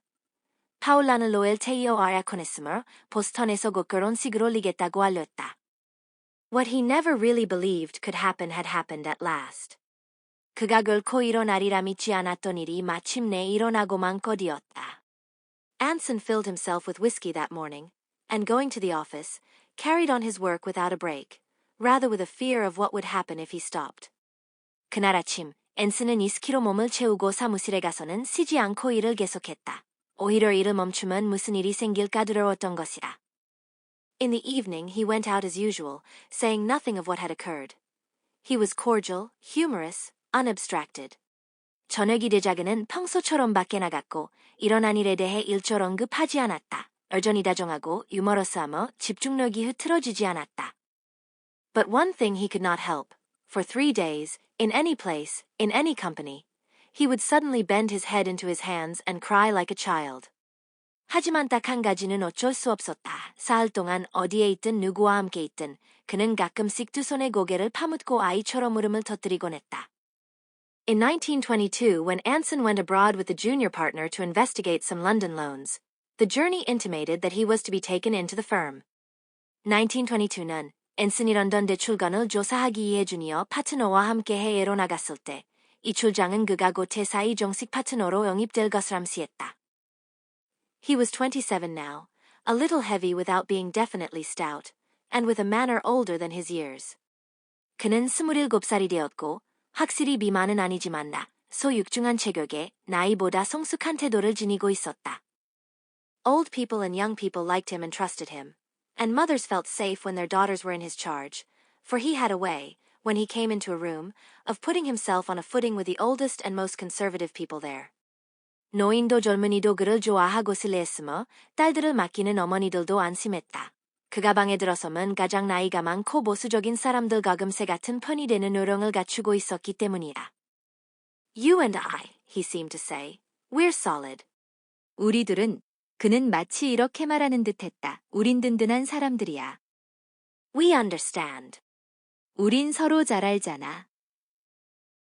He had an instinctive and rather charitable knowledge of the weaknesses of men and women, and like a priest, it made him the more concerned for the maintenance of outward forms. 그는 남녀 가진 이 약점을 본능적으로 이해했고 그에 대해 어느 정도 간대했다. 그리고 마치 사제처럼 그러한 약점을 알기에 겉으로 보이는 형태를 유지하는 데 더욱 신경 썼다. It was typical of him that every Sunday morning he taught in a fashionable Episcopal Sunday school, even though a cold shower and a quick change into a cutaway coat were all that separated him from the wild night before. 그가 일요일 아침마다 고급사립 성공회 교회의 주일학교에서 아이들을 가르친다는 사실이야말로 그를 잘 보여주는 면모였다. 바로 전날 밤에 강난에서 그를 떼어놓은 건 차가운 새오 아모닝 코트로 빠르게 갈아입는 것뿐이었음에도 말이야. After his father's death, he was the practical head of his family, and, in effect, guided the destinies of the younger children. 아버지가 돌아가신 후, 그는 사실상 가문의 실질적인 우두머리가 되었고, 어린 동생들의 삶을 이끄는 역할을 맡았다. Through a complication, his authority did not extend to his father's estate, which was administrated by his uncle Robert, who was the horsey member of the family, a good-natured, hard-drinking member of that set which centers about Wheatley Hills. 복잡한 사정 때문에 그 있고 나는 부친의 유산에는 미치지 못했다. 그 유산은 삼촌 로버트가 관리했는데 그는 말을 좋아하고 성격이오나물 히틀리힐즈를 중심으로 모이는 주가물을 즐기는 부류의 일원이었다. Uncle Robert and his wife, Edna, had been great friends of Anson's youth, and the former was disappointed when his nephew's superiority failed to take a horsey form. 로버트 삼촌 가그의 아내 에드나는 앤슨이 어린 시절에 좋은 친구 같은 존재였다. 하지만 조카의 뛰어난 면모가 말과 관련된 취향으로 이어지지 않자기는 실망했다. He backed him for a city club which was the most difficult in America to enter. One could only join if one's family had helped to build up New York, or, in other words, were rich before 1880. And when Anson, after his election, neglected it for the Yale Club. Uncle Robert gave him a little talk on the subject. 삼촌은 앤슨을 미국에서 가장 가입하기 어렵다는 시티클럽에 추천했다. 그 클럽은 뉴욕 건설에 기여한 가문, 달리 말해 1880년 이전부터 부유했던 가문, 출신이라야 가입이 가능했다. 그런데 앤슨이 가입 승인을 받고도 그곳을 제쳐두고 에일 클럽에만 머물자 로버트 삼촌은 그 문제로 앤슨에게 잔소리를 했다. But when on top of that Anson declined to enter Robert Hunter's own conservative and somewhat neglected brokerage house, his manner grew cooler. 그런데 앤슨이 로버트 헌터 본인이 운영하던 보수적이고 다소 정체된 증권사에 들어가길 거절하자 삼촌의 태도는 더욱 냉랭해졌다. Like a primary teacher who has taught all he knew, he slipped out of Anson's life. 마치 가르칠 수 있는 것을 모두 가르친 초등학교 교사처럼 그는 자연스럽게 앤슨이 인생에서 멀어졌다. There were so many friends in Anson's life, scarcely one for whom he had not done some unusual kindness, and scarcely one whom he did not occasionally embarrass by his bursts of rough conversation or his habit of getting drunk whenever and however he liked. 앤슨이 인생에는 정말 많은 친구들이 있었다. 그중 그가 특별한 오해를 베풀지 않은 친구는 거의 없었고, 또 그가 거친 말투나 제멋대로 취하는 습관으로 이들을 당혹스럽게 만든 적이 없는 사람도 거의 없었다. It annoyed him when anyone else blundered in that regard. About his own lapses, he was always humorous. 그와 비슷한 실수를 다른 사람이 할 경우 그는 짜증을 냈지만 자기 자신의 실수에 대해서는 늘 농담으로 넘겼다. Odd things happened to him, and he told them with infectious laughter. 종종 그에게는 기묘한 일들이 일어났고 그는 이를 전염성 있는 웃음과 함께 이야기하곤 했다. I was working in New York that spring, and I used to lunch with him at the Yale Club, which my university was sharing until the completion of our own. 그해 봄 나는 뉴욕에서 일하고 있었고 우리 대학이 독자적인 클럽하우스를 완공하기 전까지의 1클럽을 함께 사용하고 있었기에 그곳에서 종종 그와 점심을 함께 먹었다. I had read of Paula's marriage, and one afternoon, when I asked him about her, something moved him to tell me the story. 나는 파울라의 결혼 소식을 접했는데 어느 날 오후 내가 그녀에 대해 묻자 그에겐 무언가 동기가 일어 그 이야기를 내게 들려주었다. After that he frequently invited me to family dinners at his house and behaved as though there was a special relation between us, as though with his confidence a little of that consuming memory had passed into me. 그 뒤로 그는 자주 나를 자기 집 가족 만찬에 초대했고 마치 우리 사이에 특별한 관계가 있는 것처럼 행동했다. 그가 비밀스러운 기억 일부를 내게 전이시킨 것 같았다. I found that despite the trusting mothers, his attitude toward girls was not indiscriminately protective. 알고 보니 여러 어머니들이 그를 믿고 의지함에도 그는 여자들에게 무조건적인 보호 태도를 보이진 않았다. It was up to the girl. If she showed an inclination toward looseness, she must take care of herself, even with him. 그에 따르면 모든 것은 여자 쪽에 달려 있었다. 여자가 문란함을 보이려 한다면 심지어 그를 상대할 때도 스스로 조심해야 했다.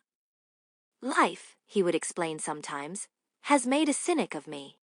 인생이라는 게 그는 가끔 이렇게 말했다. 날랭소적으로 만들었어. By life he meant Paula. 그가 말한 인생이란 파울라를 의미했다. Sometimes, especially when he was drinking, it became a little twisted in his mind, and he thought that she had callously thrown him over. 때로는 특히 술을 마실 때면 그의 생각이 좀 뒤틀려 그녀가 무정하게 자신을 버렸다고 여기기도 했다. This cynicism, or rather his realization that naturally fast girls were not worth sparing, led to his affair with Dolly Carter. 이런 냉소주에 주걸레부터 방탕한 여자들은 배려할 가치가 없다는 그의 깨달음이 돌리카고와의 관계로 이어졌다. It wasn't his only affair in those years. but it came nearest to touching him deeply, and it had a profound effect upon his attitude toward life. 그 시절 그가 이런 식으로 사귀었던 여자가 돌리만은 아니었지만 돌리와의 일은 가장 그를 깊숙이 흔들었다. 그리고 그의 삶에 대한 태도에 커다란 영향을 미쳤다. Dolly was the daughter of a notorious publicist who had married into society. 돌리는 악명 높은 홍보 전문가 가사 교계로서 지본 가정에서 태어난 딸이었다. She herself grew up into the junior league, came out at the plaza, and went to the assembly. And only a few old families like the Hunters could question whether or not she belonged, for her picture was often in the papers, and she had more enviable attention than many girls who undoubtedly did. 그녀는 주니어 리그에서 자라 플라자 호텔에서 데뷔했고, 어셈블리 무도회에도 나갔다. 그래서 헌터 가문처럼 오래된 몇몇 가문만이 그녀 가진 정으로 속한 사람인지의 문을 제기했을 뿐이었다. 신문에 자주 사진이 실렸고, 누가 봐도 상류층인 소녀들보다도 더 부러움을 사는 관심을 받았기 때문이야. She was dark-haired, with carmine lips and a high, lovely color, which she concealed under pinkish-gray powder all through the first year out. Because high color was unfashionable, Victorian pale was the thing to be. 그녀는 어두운 머리카락과 선홍색 입술, 그리고 밝고 사랑스러운 얼색을 지녔지만, 데뷔 초태에는 인위적으로 창백해 보이는 분홍빛 회색 파우더로 이를 감추었다. 당시엔 선명한 혈색이 유행이 아니었고, 빅토리아 시대처럼 창백해야 멋지다고 여겨졌기 때문이야. She wore black, severe suits and stood with her hands in her pockets leaning a little forward, with a humorous restraint on her face. 그녀는 검은색이 간결한 정장을 입고 주머니에 손을 넣은 채 몸을 살짝 앞으로 기울여 서 있곤 했다. 표정에는 어딘가 익살스러운 자제력이 묻어났다. She danced exquisitely, better than anything she liked to dance, better than anything except making love. 그녀는 춤을 기가 막히게 잘 췄다. 그녀가 좋아하는 그 무엇보다 춤을 잘 춘다고 할 수 있었고, 사랑을 나누는 행위 외에는 그 무엇도 춤 실력을 이기지 못했다. Since she was 10, she had always been in love, and usually, with some boy who didn't respond to her. 10살 때부터 그녀는 늘 사랑에 빠져 있었는데, 대개는 자신에게 호응하지 않는 남자아이를 좋아했다. Those who did, and there were many, bored her after a brief encounter, but for her failures she reserved the warmest spot in her heart. 그녀에게 호감을 보이는 남자들은 많았으나 잠깐 만나고 나면 쉽게 실증을 냈다. 그러나 자신에게 호응하지 않는 남자들에게는 오히려 가장 진한 감정을 남겨두었다. When she met them, she would always try once more. Sometimes she succeeded. More often she failed. 그런 남자들을 다시 만나면 그녀는 늘 한 번 더 시도했다. 가끔 성공하기도 했지만 대체로 실패했다. It never occurred to this gypsy of the unattainable that there was a certain resemblance in those who refused to love her. They shared a hard intuition that saw through to her weakness. Not a weakness of emotion, but a weakness of rudder. 이렇게는 손에 잡히지 않는 것만 줬던 집시 같은 그녀는 자신을 사랑하지 않는 남자들에게 어떤 공통점이 있다는 사실을 깨닫지 못했다. 그들 모두 그녀의 약점을 꿰뚫어보는 단단한 직감을 가지고 있었는데 그 약점이란 감정이 아니라 중심축이 부족하다는 것이었다. Anson perceived this when he first met her, less than a month after Paula's marriage. 앤슨은 파울라의 결혼식이 있은 지 한 달도 채 되지 않아 돌리를 처음 만났을 때 이미 그 점을 간파했다. He was drinking rather heavily, and he pretended for a week that he was falling in love with her. 당시 그는 술을 꽤 많이 마시고 있었고 일주일 동안 그녀와 사랑에 빠지는 척 행동했다. Then he dropped her abruptly and forgot. Immediately he took up the commanding position in her heart. 그러고는 느닷없이 그녀를 내버려 두고 잊어버렸다. 그런데 그 순간부터 그는 돌리의 마음속에서 절대적인 존재가 되었다. Like so many girls of that day, Dolly was slackly and indiscreetly wild. 당시의 많은 아가씨들처럼 돌리는 늘어지고 경솔하게 자유분방했다. The unconventionality of a slightly older generation had been simply one facet of a post-war movement to discredit obsolete manners. Dolly's was both older and shabbier, and she saw in Anson the two extremes which the emotionally shiftless woman seeks. An abandon to indulgence, alternating with a protective strength. 조금 앞선 세대가 보여주던 파격은 그저 전후 시대의 구시계법을 깎아내리는 흐름의 한 단면이었지만 돌리의 자유분방함은 그보다 더 낡고 초라했다. 그리고 그녀는 앤슨에게서 감정적으로 방황하는 여성이 갈망하는 두 가지 극단을 발견했다. 즉, 쾌락에 몸을 던지는 모습과 보호해줄 것 같은 강인함으로 가고 있었다. In his character she felt both the sybarite and the solid rock, and these two satisfied every need of her nature.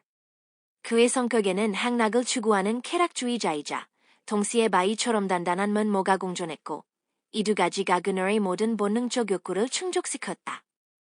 She felt that it was going to be difficult, but she mistook the reason.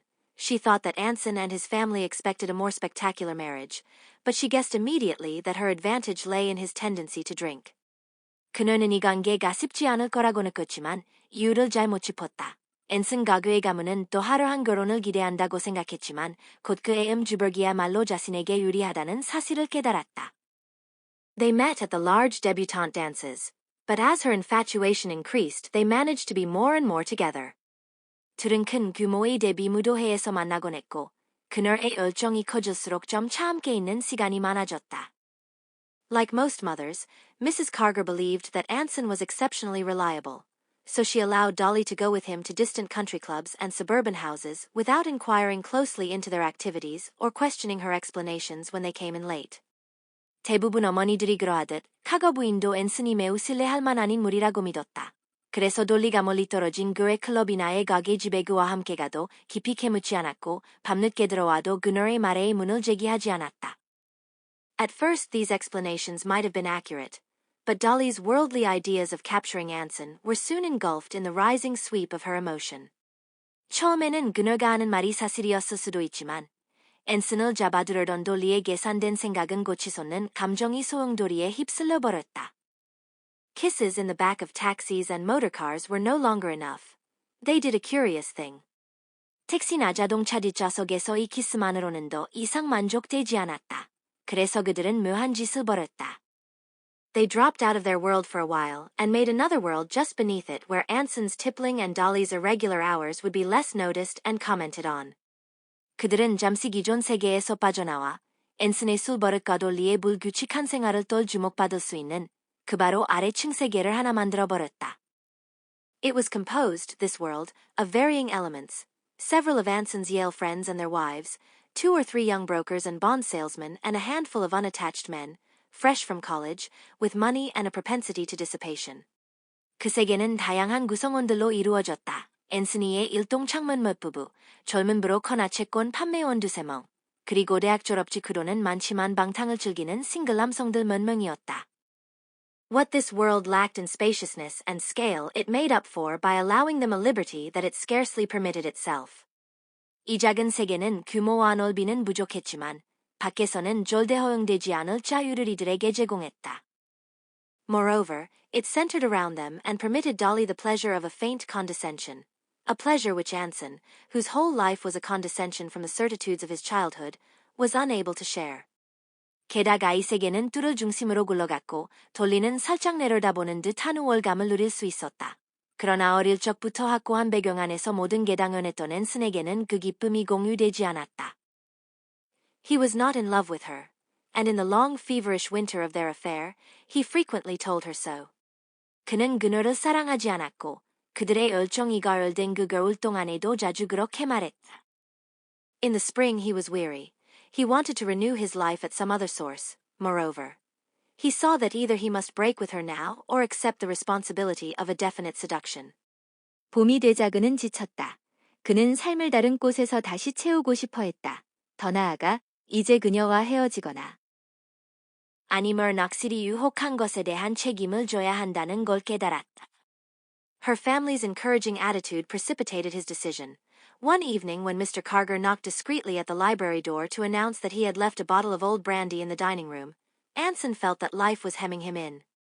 게다가 그녀의 가족이 보이는 장렬태도가 그의 결정을 재촉했다. 어느 날 저녁, 카거씩 가서 제문을 조심스레 두드리며 식당에 오래된 브랜디를 한 병 두었다고 전해주자, 앤슨은 마치 인생이 자신을 옥죄어온다고 느꼈다. That night he wrote her a short letter in which he told her that he was going on his vacation, and that in view of all the circumstances they had better meet no more. 그날 밤 그는 짧은 편지를 써서 휴가를 떤 아래정인이 모든 상황을 봤을 때 이제는 더 이상만 나지 않는 게 좋겠다고 전했다. It was June. 그때는 6월이었다. His family had closed up the house and gone to the country, so he was living temporarily at the Yale Club. 그의 가족들은 집을 정리하고 시골로 떠난 상태여서 그는 임시로 에일 클럽에서 묵고 있었다. I had heard about his affair with Dolly as it developed, accounts salted with humor, for he despised unstable women, and granted them no place in the social edifice in which he believed, and when he told me that night that he was definitely breaking with her, I was glad. 나는 돌리와의 관계가 진행되는 동안 델에게 이야기를 전해 듣고 있었다. 불안정한 여성을 경멸하며 자신이 믿는 사회적 기반 안에 그녀들의 자리를 두지 않는 앤슨이기에 그 이야기는 늘 농담조처럼 전해졌다. 그리고 그날 밤 그가 그녀와 확실히 끝내려 한다고 말했을 때 나는 안도했다. I had seen Dolly here and there, and each time with a feeling of pity at the hopelessness of her struggle, and of shame at knowing so much about her that I had no right to know. 나는 이따금씩 돌리를 만나곤 했는데 볼 때마다 그녀가 기울이는 애씀이 어쩐지 허망해 보였고 동시에 내가 알지 않아도 될 그녀의 사생활까지 알고 있다는 사실에 창피함을 느꼈다. She was what is known as a pretty little thing, but there was a certain recklessness which rather fascinated me. 그녀는 이 말하는 앙증맞고 예쁜 아이였지만 그 안에 어떤 무모함이 있어 선에게는 묘하게 매력적으로 보였다. Her dedication to the goddess of waste would have been less obvious had she been less spirited. She would most certainly throw herself away, but I was glad when I heard that the sacrifice would not be consummated in my sight. 그녀가 낭비의 얼씬에게 몸 바치는 태도는 그녀가 조금만 덜 알기찼다면 그렇게 두드러져 보이지 않았을 것이다. 어쨌든 언젠가는 스스로를 망가뜨리고 말 사람이었지만 최소한 내가 지켜보는 앞에서 그 희생이 벌어지진 않을 것 같아 마음이 놓였다. Anson was going to leave the letter of farewell at her house next morning. 앤슨은 다음 날 아침 작별 편지를 그녀의 집에 두고 올 작정이었다. It was one of the few houses left open in the Fifth Avenue district, and he knew that the Cargers, acting upon erroneous information from Dolly, had foregone a trip abroad to give their daughter her chance. 그녀의 집은 파이번가 지역에서 얼마 안 되게 아주 걸려있는 집 중 하나였고 돌리의 잘못된 정보를 믿은 카거 부부가 딸에게 기회를 주려고 해외여행까지 포기했음을 그는 알고 있었다. As he stepped out the door of the Yale Club into Madison Avenue, the postman passed him, and he followed back inside. 예일 클럽 문을 나와 메디슨 애비뉴로 나오자마자 우체부가 지나갔고 그는 우체부를 따라 다시 클럽 안으로 들어갔다. The first letter that caught his eye was in Dolly's hand. 그가 처음 집어든 편지는 돌리가 보낸 것이었다. He knew what it would be, a lonely and tragic monologue, full of the reproaches he knew, the invoked memories, the I wonder ifs, all the immemorial intimacies that he had communicated to Paula Legendre in what seemed another age. 그는 그것이 어떤 내용일지 짐작했다. 홀로 쓴 비극적 독백, 그가 이미 예상하던 비난, 불러일으키는 추억들. 그리고 혹시나 하는 말들, 마치 다른 시졸레 파울라 레장드루에게 보냈던 응원이 사적인 이야기들을 떠오르게 하는 것이리라. Thumbing over some bills, he brought it on top again and opened it. 몇 장의 고지서들을 넘기다가 그 편지를 다시 매니로 꺼내 펼쳐보았다. To his surprise, it was a short, somewhat formal note, which said that Dolly would be unable to go to the country with him for the weekend, because Perry Hull from Chicago had unexpectedly come to town. 그런데 뜻밖에도 그것은 짤막하고 약간 응식적인 편지로 시카고에서 페리 헐이 갑작스레 방문해 이번 주말에 앤슨과 교회로 갈 수 없다는 내용이었다. It added that Anson had brought this on himself. If I felt that you loved me as I love you, I would go with you at any time, any place, but Perry is so nice, and he so much wants me to marry him. 그리고 앤슨이 스스로 자초한 일이라고 덧붙여 놓았다. 당신이 나를 사랑하는 만큼 나를 사랑한다고 느꼈다며 언제 어디든 당신을 따라갔을 텐데 페리는 참 좋은 사람이에요. 게다가 나와 결혼하고 싶어하고. Anson smiled contemptuously. He had had experience with such decoy epistles. 앤슨은 경멸스러운 미소를 지었다. 그는 이런 미끼 편지에 대한 경험이 있었다. Moreover, he knew how Dolly had labored over this plan, probably sent for the faithful Perry and calculated the time of his arrival, even labored over the note so that it would make him jealous without driving him away. 게다가 그는 돌리가 이 계획에 얼마나 공을 들였을지 훤히 보였다. 분명 믿음직한 페리를 불러서 그의 도착 시점까지 맞춘 뒤 앤슨을 질투하게 만들 때 너무 멀어지지 않도록 편지 한 줄 한 줄에 신경 썼으리라. Like most compromises, it had neither force nor vitality but only a timorous despair. 대부분의 타협이 그렇듯 얼기에선 강력함도 생기도 전혀 느껴지지 않았고 그저 소심한 절망만이 보였다. Suddenly he was angry. 그는 갑자기 화가 치밀었다. He sat down in the lobby and read it again. 그는 로비에 앉아 편지를 다시 읽었다. Then he went to the phone, called Dolly and told her in his clear, compelling voice that he had received her note and would call for her at 5 o'clock as they had previously planned. 그런 뒤 전화로 돌리에게 연락해서 맑고 단호한 목소리로 편지를 받았으며 원래 계획대로 5시에 데리러 가겠다고 말했다. Scarcely waiting for the pretended uncertainty of her, perhaps I can see you for an hour. He hung up the receiver and went down to his office. 그녀가 1시간 정도는 볼 수 있을지도 모르겠어 하고 애매한 태도를 연기하기도 전에 그는 수화기를 내려놓고 사무실로 향했다. On the way he tore his own letter into bits and dropped it in the street. 가는 길에 그는 자신이 썼던 편지를 조각조각 지저귀래버렸다.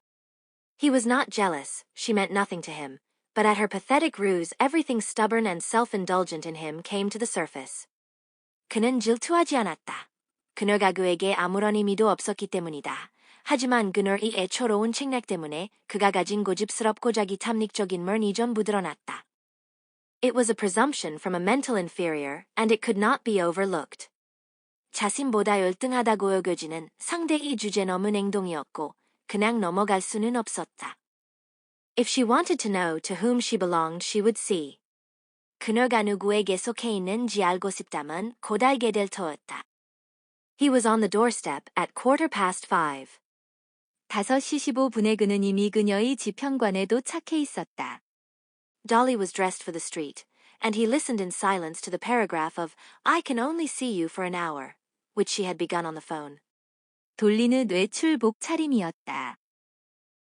앤슨은 그녀가 전하로부터 이어나가던 1시간밖에 볼 수 없어라는 말들을 묵묵히 듣고 있었다. Put on your hat, Dolly, he said. We'll take a walk. 돌리, 모자 써, 우리 산책하자. They strolled up Madison Avenue and over to Fifth while Anson's shirt dampened upon his portly body in the deep heat. 그들은 메디슨 애비뉴를 따라 걸어 5원가로 갔다. 무더위 독에서 앤슨이 다부진 몸에서 추가습기로 축축해졌다. He talked little, scolding her, making no love to her, but before they had walked 6 blocks she was his again, apologizing for the note, offering not to see Perry at all as an atonement, offering anything. 그는 거의 말을 하지 않고 꾸짖기만 할 뿐 다정함을 보이지도 않았다. 그러나 6블록을 채 걷기도 전에 돌리는 다시 그의 사람이 되어 있었다. 편지에 대해 사과하고 페리를 졸대만 나지 않겠다고 하며 무엇이든 하겠다고 했다. She thought that he had come because he was beginning to love her. 그녀는 앤슨이 자신을 사랑하기 시작했기에 찾아온 것이라 여겼다. I'm hot, he said when they reached 71st Street. 덥군. 그가 71번가에 다다랐을 때 말했다. This is a winter suit. 이건 겨울왕복이란 말이야. If I stop by the house and change, would you mind waiting for me downstairs? 집에 잠깐 들러 갈아입을 건데 아래층에서 잠시 기다려줄래? I'll only be a minute. 금방 끝날 거야. She was happy. The intimacy of his being hot, of any physical fact about him, thrilled her. 그녀는 기뻤다. 그가 덥다고 말하는 그에 관한 사소한 신체적 사실들조차 자신이 내면을 설레게 했다. When they came to the iron-grated door, and Anson took out his key, she experienced a sort of delight. 새 창살로 된 문 앞에 도착해 앤슨이 열쇠를 꺼내자 그녀는 묘한 기쁨을 느꼈다. Downstairs it was dark, and after he ascended in the lift, Dolly raised a curtain and looked out through opaque lace at the houses over the way. 아래층은 어두웠고 앤슨이 엘리베이터를 타고 올라가자 돌리는 커튼을 들어올려 불투명한 레이스 너머 맞은 편집들을 내다보았다. She heard the lift machinery stop, and with the notion of teasing him pressed the button that brought it down. 엘리베이터 기계의 멈추는 소리를 듣고 그를 놀리겠다는 생각으로 그녀는 엘리베이터를 다시 내려오게 하는 버튼을 눌렀다. Then on what was more than an impulse, she got into it, and sent it up to what she guessed was his floor. 그러고 나서 순간적인 충동 이상으로 직접 엘리베이터에 올라그가 있을 것으로 짐작되는 층으로 올라갔다.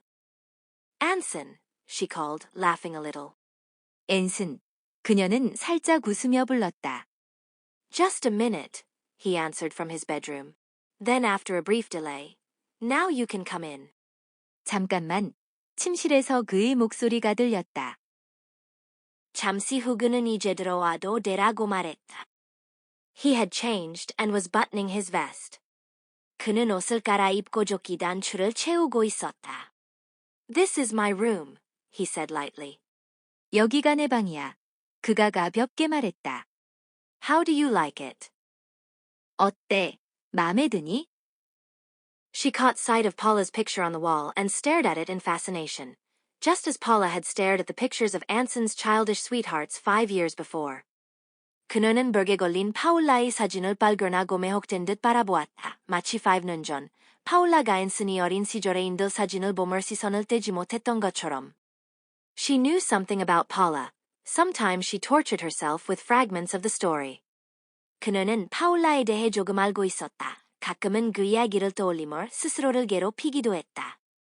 Suddenly she came close to Anson, raising her arms. 갑자기 그녀는 두 팔을 들어 앤슨에게 가까이 다가갔다. They embraced. 둘은 서로를 끌어안았다. Outside the area window, a soft artificial twilight already hovered, though the sun was still bright on a back roof across the way. 창문 밖으로는 부드러운 공황혼이 이미 깔리고 있었지만 맞은편 건물 지붕에는 아직 햇빛이 선명했다. In half an hour, the room would be quite dark. 30분만 지나면 방 안은 완전히 어두워질 터였다. The uncalculated opportunity overwhelmed them, made them both breathless, and they clung more closely. 계획하지 않았던 순간이 둘에게 들이닥쳐 숨가쁘게 만들었고 그들은 더욱각 서로를 붙잡았다. It was imminent, inevitable. 그것은 분명했고 불가피해 보였다. Still holding one another, they raised their heads. Their eyes fell together upon Paula's picture, staring down at them from the wall. 서로를 꼬가는 채 고개를 들자 둘의 시선은 동시에 벽에서 자신들을 내려다보는 파울라의 사진에 가닿았다. Suddenly Anson dropped his arms, and sitting down at his desk tried the drawer with a bunch of keys. 그러자 앤슨은 갑자기 팔을 내리고 책상에 앉아요로 을새로 서랍을 열어보았다. Like a drink? he asked in a gruff voice. 한잔할래? 그가 거친 목소리로 물었다. No, Anson. 아니, 앤슨. He poured himself half a tumbler of whiskey, swallowed it, and then opened the door into the hall. 그는 위스키를 반잔 정도 따라단 숨에 마시고 나서 복도로 통하는 문을 열었다. Come on, he said. 나가자. 그가 말했다. Dolly hesitated. 돌리는 머뭇거렸다. Anson, I'm going to the country with you tonight, after all. Anson, 나 오늘 밤 결국 당신이랑 교회로 갈 거야. You understand that, don't you? 그거 알지? Of course, he answered brusquely. 당연하지. 그가 퉁명스럽게 대답했다. In Dolly's car they rode on to Long Island, closer in their emotions than they had ever been before. 돌리의 차를 타고 그들을 롱아일랜드로 행했다. 감정적으로 이전보다 한층 가까워진 상태였다. They knew what would happen, not with Paula's face to remind them that something was lacking, but when they were alone in the still hot Long Island night they did not care. 그들은 앞으로 무슨 일이 벌어질지 알고 있었다. 파울라의 얼굴 때문에 무엇인가 빠져 있음을 깨닫게 되는 상황이 아니라 고요하고 무더울 롱아일랜드의 밤에 단둘이 남게 되면 그들은 아무것도 개의치 않을 것이었다. The estate in Port Washington where they were to spend the weekend belonged to a cousin of Anson's who had married a Montana copper operator. 그들이 주말을 보내기로 한 포트 워싱턴이 저택은 앤슨의 사촌 소유였는데 그 사촌은 몬태나에서 구리 사업을 하는 남자와 결혼했다. An interminable drive began at the lodge and twisted under imported poplar saplings toward a huge, pink, Spanish house. 저택 초 200경비실에서 시작된 긴 진입로는 애국에서 들어온 포플러 물목들이 줄지어 선기를 구불구불 지나 커다랗고 분홍 비친 스페인 풍저택으로 이어졌다. Anson had often visited there before. 앤슨은 예전에 그곳을 자주 방문한 적이 있었다. After dinner, they danced at the Lynx Club. 저녁 식사 후 두를링가의 클럽에서 춤을 추었다. About midnight, Anson assured himself that his cousins would not leave before 2. Then he explained that Dolly was tired. He would take her home and return to the dance later. 자정쯤 앤슨은 사촌들이 새벽 2시 이전에는 돌아가지 않을 것이라고 확신했다. 그리고 돌리까 피곤하다고 말하며 먼저 집에 데려다주고 나중에 다시 춤추러 돌아오겠다고 했다. Trembling a little with excitement, they got into a borrowed car together and drove to Port Washington. 두 사람은 살짝 흥분으로 몸을 떨며 빌린 차에 함께 올라 포트 워싱턴으로 달렸다. As they reached the lodge, he stopped and spoke to the night watchman. 경비실에 도착하자 앤슨은 차를 멈추고 야간 경비원에게 말을 걸었다. When are you making a round, Carl? 칼을, 순찰은 언제 도는 거야? Right away. 곧 돌 겁니다. Then you'll be here till everybody's in? 그럼 모두 들어올 때까지 여기 있을 거지? Yes, sir. 예, 그렇습니다. All right. 좋아. Listen, if any automobile, no matter whose it is, turns in at this gate, I want you to phone the house immediately. 잘 들어. 어떤 차든 간에 이 문으로 들어오면 무조건 집에 전화를 해줘. He put a $5 bill into Carl's hand. 그는 카를의 손에 $5 지폐를 쥐어주었다. Is that clear? 알겠지? Yes, Mr. Anson. 네, 앤슨님. Being of the old world, he neither winked nor smiled. 구세계 출신답게 그는 눈짓도 미소도 보이지 않았다. Yet Dolly sat with her face turned slightly away. 그런데 돌리는 고개를 약간 돌린 채 앉아 있었다. Anson had a key. 앤슨은 열쇠를 가지고 있었다. Once inside, he poured a drink for both of them. Dolly left hers untouched. Then he ascertained definitely the location of the phone, and found that it was within easy hearing distance of their rooms, both of which were on the first floor. 안으로 들어가자마자 그는 뚜르리 해수를 따랐으나 돌리는 건드리지 않았다. 그 후 앤슨은 전화를 놓아둔 정확한 위치를 확인했고 그것이 둘 다 원층에 있는 방과 가까운 곳이라는 것도 알았다. 5 minutes later, he knocked at the door of Dolly's room. 5분 뒤, 그는 돌리 방문을 두드렸다. Anson? He went in, closing the door behind him. 앤슨, 그 가방에 들어 서며 문을 닫았다. She was in bed, leaning up anxiously with elbows on the pillow. Sitting beside her, he took her in his arms. 그녀는 침대 위에서 팔꿈치를 베개에 개고 불안한 모습으로 상체를 일으켜 있었다. 앤슨은 그녀 곁에 앉아 그녀를 품에 안았다. Anson, darling. 앤슨, 자기. He didn't answer. 그는 아무 대답이 없었다. Anson. Anson. 앤슨. I love you. Say you love me. 난 당신을 사랑해 날 사랑한다고 말해줘. Say it now. Can't you say it now? 지금 말해주면 안 돼? 못하겠어? Even if you don't mean it. 진심이 아니어도 좋아. He did not listen. 그는 귀 기울이지 않았다. Over her head, he perceived that the picture of Paula was hanging here upon this wall. 그녀 머리 위를 바라보니 그 벽에 파울라의 사진이 걸려 있었다. He got up and went close to it. 그는 일어나 그 사진 가까이 다가갔다. The frame gleamed faintly with thrice reflected moonlight. Within was a blurred shadow of a face that he saw he did not know. 액자는 3번이나 반사된 달빛에 희미하게 반짝였다. 그 안에 느느리 탄 얼굴의 윤곽이 있었는데 그는 이제 그것이 낯선 얼굴이라는 걸 깨달았다. Almost sobbing, he turned around and stared with abomination at the little figure on the bed. 그는 거의에 느끼기 직전의 상태로 돌아서서 침대 위에 작은 모습으로 앉아있는 돌리를 얼모섞인 눈빛으로 바라보았다. This is all foolishness, he said thickly. 이 모든 게 어리석은 짓이야. 그가 탁한 목소리로 말했다. I don't know what I was thinking about. 내가 무슨 생각을 했는지 모르겠군. I don't love you and you'd better wait for somebody that loves you. 난 널 사랑하지 않아. 널 진짜 사랑해줄 사람을 기다리는 게 나아. I don't love you a bit. Can't you understand? 난 너를 조금도 사랑하지 않아. 그거 모르겠니? His voice broke, and he went hurriedly out. 그의 목소리는 갈라졌고 그는 서둘러 방에서 나갔다. Back in the salon, he was pouring himself a drink with uneasy fingers, when the front door opened suddenly, and his cousin came in. 그는 응접실로 돌아가 초조한 손길로 잔에 술을 따르고 있었는데 갑자기 현관문이 열리고 사촌이 들어왔다. Why, Anson, I hear Dolly's sick, she began solicitously. 어머, 앤슨, 돌리가 아프다면서? 사촌이 걱정스러운 목소리로 물었다. I hear she's sick. 돌리가 아프다던데. It was nothing, he interrupted, raising his voice so that it would carry into Dolly's room. 아무것도 아니야. 그가 돌리 방에 들리도록 목소리를 높여 말을 끊었다. She was a little tired. 그냥 좀 피곤했을 뿐이야. She went to bed. 자러 갔어. For a long time afterward, Anson believed that a protective God sometimes interfered in human affairs.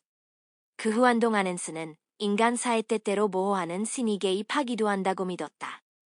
But Dolly Carter, lying awake and staring at the ceiling, never again believed in anything at all. 그러나 돌리 카거는 눈을 뜬 최천장을 바라보며 누워있으면서 다시는 그 어떤 것도 믿지 않게 되었다. When Dolly married during the following autumn, Anson was in London on business. 가을이 되자 돌리가 결혼을 했을 때, 앤슨은 런던에서 업무 중이었다.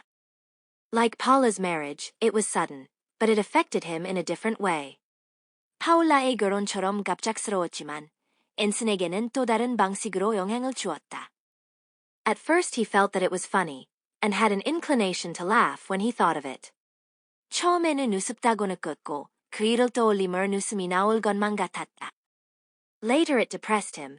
It made him feel old. 그러다 나중에는 우울해졌는데 그 결혼이 자신을 늙은 기분이 들게 했기 때문이었다. There was something repetitive about it. Why? Paula and Dolly had belonged to different generations. 그 안에는 뭔가 반복적인 것이 있었다. 아니, 파울라와 돌리는 서로 다른 세대였으니까. He had a foretaste of the sensation of a man of 40 who hears that the daughter of an old flame has married. 마치 예전에 사랑했던 어린이 딸이 결혼했다는 소식을 듣는 40살 남자의 기분을 미리 맛본 것 같았다. He wired congratulations and, as was not the case with Paula, they were sincere. He had never really hoped that Paula would be happy. 그는 축전을 보냈고 파울라 때와는 달리 진심을 담아 축하했다. 사실 그는 파울라가 행복하기를 진정으로 바라지 않았었다. When he returned to New York, he was made a partner in the firm, and, as his responsibilities increased, he had less time on his hands. 뉴욕으로 돌아왔을 때 그는 회사의 파트너가 되었고 대기미 늘어남에 따라 한가한 시간이 줄어들었다. The refusal of a life insurance company to issue him a policy made such an impression on him that he stopped drinking for a year, and claimed that he felt better physically, though I think he missed the convivial recounting of those Selene-esque adventures which, in his early 20s, had played such a part of his life. 생명보험사에서 보험 가입을 거부하자 그는 크게 충격을 받아 1년 간수를 끊었고 신체적으로도 좋아졌다고 주장했다. 하지만 내 생각에는 20대 초반의 그의 삶에서 커다란 부분을 차지했던 셀린이 풍이 모험담을 유쾌하게 되새기는 일을 그가 그리워했을 것이야. But he never abandoned the Yale Club. 그러나 그는 내일 클럽만은 결코 포기하지 않았다. He was a figure there, a personality, and the tendency of his class, who were now 7 years out of college, to drift away to more sober haunts was checked by his presence. 그곳에서 그는 영향력 있는 인물이 자개성이 뚜렷한 사람이었고, 졸업 후 7년이 지난 그의 동창들이 좀 더 차분한 장소로 흩어지려는 경향은 그의 존재로 인해 어느 정도 제어되었다. His day was never too full, nor his mind too weary to give any sort of aid to anyone who asked it. 그의 하루는 결코 과도하게 바쁘지도 않았고 정신이 피로하지도 않아서 도움을 청하는 이들에게 기꺼이 어떤 식으로든 힘이 되어 주었다. What had been done at first through pride and superiority had become a habit and a passion. 처음에는 자부심과 우월감에서 비롯된 행동이었지만 그것이 습관이자 열정으로 자리 잡았다. And there was always something, a younger brother in trouble at New Haven, a quarrel to be patched up between a friend and his wife, a position to be found for this man, an investment for that. 그리고는 무언가가 있었다. 예를 들면 뉴헤이븐에서 곤란을 겪는 남동생, 친구 부부 사이의 다툼의 글, 누군가에게 직장을 찾아주는 일, 또 다른 사람에게 투자처를 알려주는 일 등등 말이다. But his specialty was the solving of problems for young married people. 그러나 그의 주특기는 신혼부부의 문제를 해결해주는 일이었다. Young married people fascinated him and their apartments were almost sacred to him. He knew the story of their love affair, advised them where to live and how, and remembered their babies' names. 젊은 부부들은 그의 관심을 사로잡았고 그들의 아파트는 거의 성소 같은 곳이었다. 그는 그들의 연애 이야기를 알고 있었고 어디서 어떻게 살지 조언해 주었으며 아이들의 이름까지 기억했다. Toward young wives his attitude was circumspect. He never abused the trust which their husbands, strangely enough in view of his unconcealed irregularities, invariably reposed in him. 젊은 아내들에게 그는 신중한 태도를 보였다. 그의 드러난 일탈에도 불구하고 이상하게도 남편들이 그를 굳게 믿었는데 그는 그 신뢰를 쫄대줘 버리지 않았다. He came to take a vicarious pleasure in happy marriages, and to be inspired to an almost equally pleasant melancholy by those that went astray. 그는 행복한 결혼에서 대리 만족을 느꼈고 파탄을 맞은 결혼에서는 거의 같은 정도의 기분 좋은 우울감을 맛보았다. Not a season passed that he did not witness the collapse of an affair that perhaps he himself had fathered. 아마 그가 아직 촛발단이 되었을지도 모르는 관계의 붕괴를 한 해도 빠짐없이 목격해왔다. When Paula was divorced and almost immediately remarried to another Bostonian, he talked about her to me all one afternoon. 파울라가 이혼을 하고 거의 바로 또 다른 보스턴 사람과 재혼했을 때 그는 어느 날 오후에 나에게 파울라 이야기를 했다. He would never love anyone as he had loved Paula, but he insisted that he no longer cared. 그는 결코 파울라를 사랑했던 것처럼 누구를 사랑하지 않을 거라고 했지만 이제는 더 이상 신경 쓰지 않는다고 주장했다. I'll never marry, he came to say. I've seen too much of it, and I know a happy marriage is a very rare thing. 난 절대 결혼하지 않을 거야. 그는 이렇게 말하기도 했다. 난 너무 많은 걸 봤고 행복한 결혼이란 정말 드물다는 걸 알아. Besides, I'm too old. 게다가 난 너무 늙었어. But he did believe in marriage. 그러나 그는 결혼을 믿기는 했다. Like all men who spring from a happy and successful marriage, he believed in it passionately. Nothing he had seen would change his belief. His cynicism dissolved upon it like air. 행복하고 성공적인 결혼에서 태어난 모든 남자들처럼 그는 결혼을 널널히 믿었다. 지금껏 본 어떤 것도 그 믿음을 바꾸지 못했고 그의 냉소는 공기처럼 그 믿음 위에서 사라져버렸다. But he did really believe he was too old. 하지만 그는 자신이 정말로 너무 늙었다고 믿었다. At 28, he began to accept with equanimity the prospect of marrying without romantic love. He resolutely chose a New York girl of his own class, pretty, intelligent, congenial, above reproach, and set about falling in love with her. 28살의 그는 낭만적 사랑 없이 결혼할 가능성을 차분히 받아들이기 시작했다. 그리고 결점을 찾기 어려울 정도로 예쁘고 똑똑하고 잘 맞고 흠잡을 데 없는 같은 사회층이 뉴욕 아가씨를 단호하게 골라 그녀와 사랑에 빠지려 했었다. The things he had said to Paula with sincerity, to other girls with grace, he could no longer say at all without smiling, or with the force necessary to convince. 그가 파울라에게 진심으로 그리고 다른 여자들에게는 우아하게 내뱉었던 말들은 이제도 이상 웃음 없이 또는 설득할 만한 힘을 담아서는 전할 수가. When I'm 40, he told his friends, I'll be ripe. 40이 되면 그는 친구들에게 말하곤 했다. 난 무르 익을 거야. I'll fall for some chorus girl like the rest. 다른 사람들처럼 코러스 걸에게 홀딱 반해버리겠지. Nevertheless, he persisted in his attempt. 그럼에도 불구하고 그는 결혼 시도를 계속했다. His mother wanted to see him married, and he could now well afford it. He had a seat on the stock exchange, and his earned income came to $25,000 a year. 어머니는 그가 결혼하는 것을 바라왔고 그는 이제 충분히 결혼을 감당할 수 있었다. 그는 증권거래소 회원권을 갖고 있었고 은소득은 $25,000에 달했다. The idea was agreeable. When his friends, he spent most of his time with the set he and Dolly had evolved, closed themselves in behind domestic doors at night. He no longer rejoiced in his freedom. 그 생각은 나쁘지 않았다. 그가 돌리와 함께 지내던 무리들, 그러니까 친구들이 밤마다 가정이 문 뒤로 들어가 버리면 그는 더 이상 자기 자유를 즐겁게 만끽하지 못했다. He even wondered if he should have married Dolly. 심지어 그는 돌리와 결혼했어야 했나 생각하기도 했다. Not even Paula had loved him more, and he was learning the rarity, in a single life, of encountering true emotion. 파울라조차도 그를 더 사랑하지 않았고 그는 독신으로 사는 동안 참된 감정을 만난다는 것이 얼마나 드문 일인지 깨닫고 있었다. Just as this mood began to creep over him, a disquieting story reached his ear. 바로 이런 기분이 그를 엄습하기 시작할 때 그의 귀에 불편한 소문이 들려왔다. His Aunt Edna, a woman just this side of 40, was carrying on an open intrigue with a dissolute, hard-drinking young man named Carrie Sloane. 마흔에 가까운 그의 이모 에드나는 카리 슬론이라는 방탕한 고수를 심하게 마시는 젊은 남자와 공공연히 밀회를 즐기고 있다는 것이었다. Everyone knew of it except Anson's Uncle Robert, who for 15 years had talked long in clubs and taken his wife for granted. 이 사실을 모르는 사람은 앤슨이 로버트 삼촌뿐이었는데 삼촌은 15년 동안 클럽에서 시간을 보내며 아내를 당연히 여기고 살았다. Anson heard the story again and again with increasing annoyance. 앤슨은 이 이야기를 여러 번 들었고 점점 짜증이 치밀었다.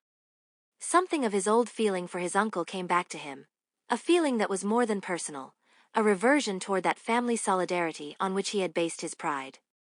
예전 삼촌을 행했던 감정이 다시 그에게 되살아났다. 그것은 단지 개인적인 감정 이상이었고 그의 자부심을 지탱해온 가족이 그 속으로 되돌아가는 듯한 기분이었다. His intuition singled out the essential point of the affair, which was that his uncle shouldn't be hurt. 그의 직감은 이 일에서 중요한 핵심을 짚어냈다. 바로 삼촌이 상처받으면 안 된다는 점이었다. It was his first experiment in unsolicited meddling, but with his knowledge of Edna's character, he felt that he could handle the matter better than a district judge or his uncle. 이것은 그가 아무도 부탁하지 않은 일에 참견하는 첫 번째 시도였지만 그는 에드나의 성격을 알고 있었기에 지방법원 판사나 삼촌보다 자신이 이 문제를 더 잘 처리할 수 있으리라 생각했다. His uncle was in Hot Springs. 그의 삼촌은 그때 핫스프링스에 있었다. Anson traced down the sources of the scandal so that there should be no possibility of mistake, and then he called Edna and asked her to lunch with him at the plaza next day. 앤슨은 오해의 여지가 전혀 없도록 스캔들의 출처를 뒤쫓은 뒤 에드나에게 전화를 걸어 다음 날 플라자에서 점심을 함께 하자고 제안했다. Something in his tone must have frightened her, for she was reluctant, but he insisted, putting off the date until she had no excuse for refusing. 그의 말투가 무언가를 암시했는지 에드나는 내키지 않아 했지만 그는 계속 고집했고 에드나가 더 이상 거절할 핑계를 댈 수 없을 때까지 날짜를 미뤘다. She met him at the appointed time in the plaza lobby, a lovely, faded, gray-eyed blonde in a coat of Russian sable. 약속 시간에 플라자 로비에 나타난 그녀는 희미해지긴 했지만 여전히 아름다운 회색 눈을 가진 금발로 러시아새 입을 코트를 걸치고 있었다. 5 great rings, cold with diamonds and emeralds, sparkled on her slender hands. 다이아몬드와 에메랄드로 장식된 5개의 반지가 그녀의 가느다란 손가락위에서 반짝이고 있었다. It occurred to Anson that it was his father's intelligence, and not his uncle's, that had earned the fur and the stones, the rich brilliance that buoyed up her passing beauty. 앤슨은 그녀의 덧없는 아름다움을 받쳐주고 있는 이 모피와 보석들은 삼촌의 능력이 아니라 돌아가신 아버지의 지혜가 일구어낸 것이란 생각이 들었다. Though Edna scented his hostility, she was unprepared for the directness of his approach. 에드나는 그의 저기를 감지했지만 그가 이렇게 직접적으로 나올 줄은 예상하지 못했다. Edna, I'm astonished at the way you've been acting, he said in a strong, frank voice. 에드나, 당신의 행동이 정말 놀랍군요. 그는 믿고 솔직한 목소리로 말했다. At first I couldn't believe it. 처음에는 믿을 수가 없었어요. Believe what? She demanded sharply. 무슨 소리를 믿을 수 없다는 거죠? 그녀는 날카롭게 물었다. You needn't pretend with me, Edna. 저한테는 시침이 되지 않아도 돼요, 에드나. I'm talking about Carrie Sloane. 나는 캐리 슬론에 대해 이야기하는 겁니다. Aside from any other consideration, I didn't think you could treat Uncle Robert. 다른 걸 다 떠나서 로버트 삼촌을 그렇게 대할 줄은 몰랐어요. Now look here, Anson, she began angrily, but his peremptory voice broke through hers. 이보세요, 앤슨 그녀가 화가 난 듯 말하기 시작했지만 그의 단호한 목소리가 그녀 말을 가로막았다. And your children in such a way. 그리고 아이들에게까지 그런 식으로 굴고 You've been married 18 years, and you're old enough to know better. 결혼한 지 18년이 됐잖아요. 이제 그 정도는 분별할 나이 아닌가요? You can't talk to me like that. 당신, 나한테 그런 식으로 말할 순 없어. You. 당신. Yes, I can. 할 수 있습니다. Uncle Robert has always been my best friend. 로버트 삼촌은 내게는 최고의 친구였어요. He was tremendously moved. 그는 몹시 감정이입 바쳤다. He felt a real distress about his uncle, about his three young cousins. 삼촌과 어린 사촌 세 명을 생각하니 마음이 정말 아팠다. Edna stood up, leaving her crab flake cocktail untasted. 에드나는 게살 칵테일을 그대로 두고 벌떡 일어섰다. This is the silliest thing. 이건 정말 말도 안 되는 소리. Very well, if you won't listen to me, I'll go to Uncle Robert and tell him the whole story. He's bound to hear it sooner or later. 좋습니다. 내 말을 듣지 않겠다면 로버트 삼촌께 가서 모든 걸 말씀드리죠. 어차피 언젠간 들으실 텐데. And afterward, I'll go to old Moses Sloan. 그리고 나서 모제스 슬론 씨에게도 갈 겁니다. Edna faltered back into her chair. 에드나는 망설임을 의자로 다시 주저앉았다. Don't talk so loud, she begged him. 제발 그렇게 큰 소리 내지 말아요. 그녀는 애원했다. Her eyes blurred with tears. 그녀의 눈에는 눈물이 고였다. You have no idea how your voice carries. 당신 목소리가 얼마나 잘 들리는지 몰라요. You might have chosen a less public place to make all these crazy accusations. 이렇게 터무니없는 주장을 하려면 사람 없는 데를 골랐어야죠. He didn't answer. 그는 대답하지 않았다. Oh, you never liked me, I know, she went on. 오, 당신이 나를 싫어했던 거다 알아요. 그녀는 말을 이어갔다. You're just taking advantage of some silly gossip to try and break up the only interesting friendship I've ever had. 당신은 그저 시시한 소문을 빌미로 내가 가졌던 유일하게 흥미로운 우정을 깨뜨리려는 거잖아요. What did I ever do to make you hate me so? 내가 당신에게 대체 무슨 짓을 했길래 이렇게까지 증오하는 건가요? Still Anson waited. 그래도 앤스는 기다렸다. There would be the appeal to his chivalry, then to his pity, finally to his superior sophistication. When he had shouldered his way through all these there would be admissions, and he could come to grips with her. 그녀는 기사도에 호소하고 동정심에 호소하고 그리고 그가 가진 우월한 세련됨의 마지막으로 기대를 할 터였다. 그 모든 것들을 뚫고 나면 결국 그녀는 실토하게 될 것이고 그는 본격적으로 상황을 다룰 수 있을 것이었다. By being silent, by being impervious, by returning constantly to his main weapon, which was his own true emotion. He bullied her into frantic despair as the luncheon hour slipped away. 그는 침묵하고 무감각한 태도를 유지하며 자신이 핵심 무기인진 쓸땐 감정으로 계속 맞섰다. 점심시간이 지나가는 동안 그는 그녀를 점점 더 절박한 절망으로 몰아넣었다. At 2 o'clock she took out a mirror and a handkerchief, shined away the marks of her tears and powdered the slight hollows where they had lain. 2시가 되자 그녀는 거울 거선 수건을 꺼내 눈물 자국을 지우고 그 자리에 옅게 패인 부분에 분을 발랐다. She had agreed to meet him at her own house at 5. 그녀는 5시에 자기 집에서 다시 만나기로 약속했다. When he arrived, she was stretched on a chaise longue which was covered with cretonne for the summer, and the tears he had called up at luncheon seemed still to be standing in her eyes. 그가 도착했을 때 그녀는 너름 크레톤 커버가 씌워진 세주롱 위에 누워 있었고 점심때 그가 끌어올린 눈물이 여전히 그녀의 눈에 고여 있는 듯 보였다. Then he was aware of Carrie Sloane's dark, anxious presence upon the cold hearth. 그리고 나서 그가 보니 차가운 난로 가쪽에 캐리 슬론이 불안에 찬 얼굴로 서 있었다. What's this idea of yours? broke out Sloane immediately. 당신이 무슨 생각을 하는 거야? 슬론이 다짜고짜 소리쳤다. I understand you invited Edna to lunch, and then threatened her on the basis of some cheap scandal. 에드나를 점심에 불러내서 시시한 스캔들을 가지고 헐박했다면서. Anson sat down. 앤스는 자리에 앉았다. I have no reason to think it's only scandal. 이게 단순한 소문이라고만은 생각할 이유가 없구나. I hear you're going to take it to Robert Hunter, and to my father. 로버트 헌터와 우리 아버지에게도 이야기를 전할 거라고 들었습니다. Anson nodded. 앤스는 고개를 끄덕였다. Either you break it off, or I will, he said. 당신들이 끝내든가 아니면 내가 끝내든 가둘 중 하나입니다. 그가 말했다. What goddamned business is it of yours, Hunter? 이게 대체 무슨 상관이죠, 헌터? Don't lose your temper, Carrie, said Edna nervously. 캐리, 화부터 내지 말아요. 에드나가 불안한 목소리로 말했다. It's only a question of showing him how absurd. 그에게 얼마나 말도 안 되는 소문인지 설명하면 돼. For one thing, it's my name that's being handed around, interrupted Anson. 우선 내 이름이 지금 이 방아에 오르고 있잖소. 앤슨이 끼어들었다. That's all that concerns you, Carrie. 캐리, 그게 당신과 관련된 전부요. Edna isn't a member of your family.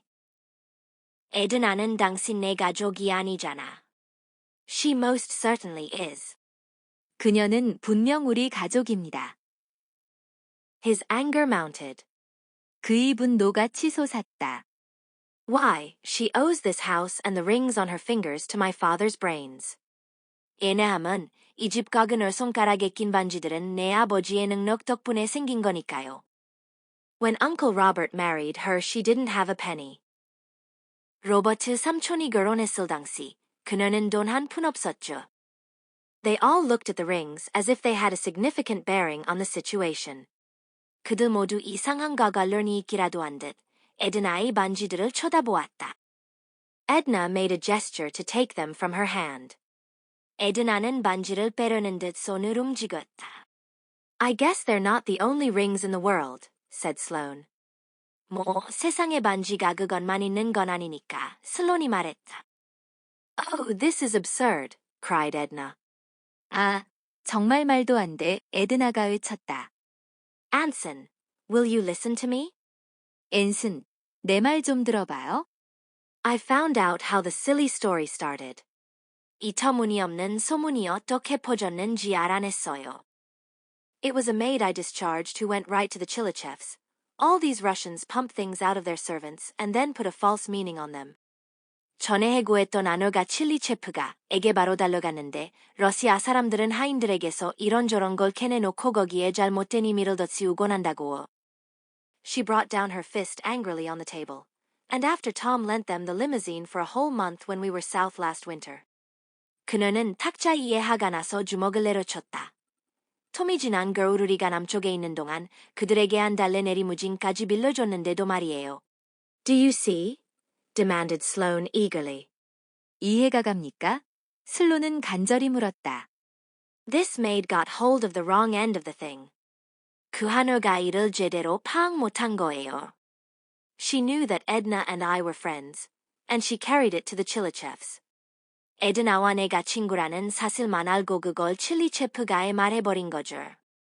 In Russia they assume that if a man and a woman, 러시아 사람들은 남녀가라고 하면 당연히 그렇게 생각해버리니까요.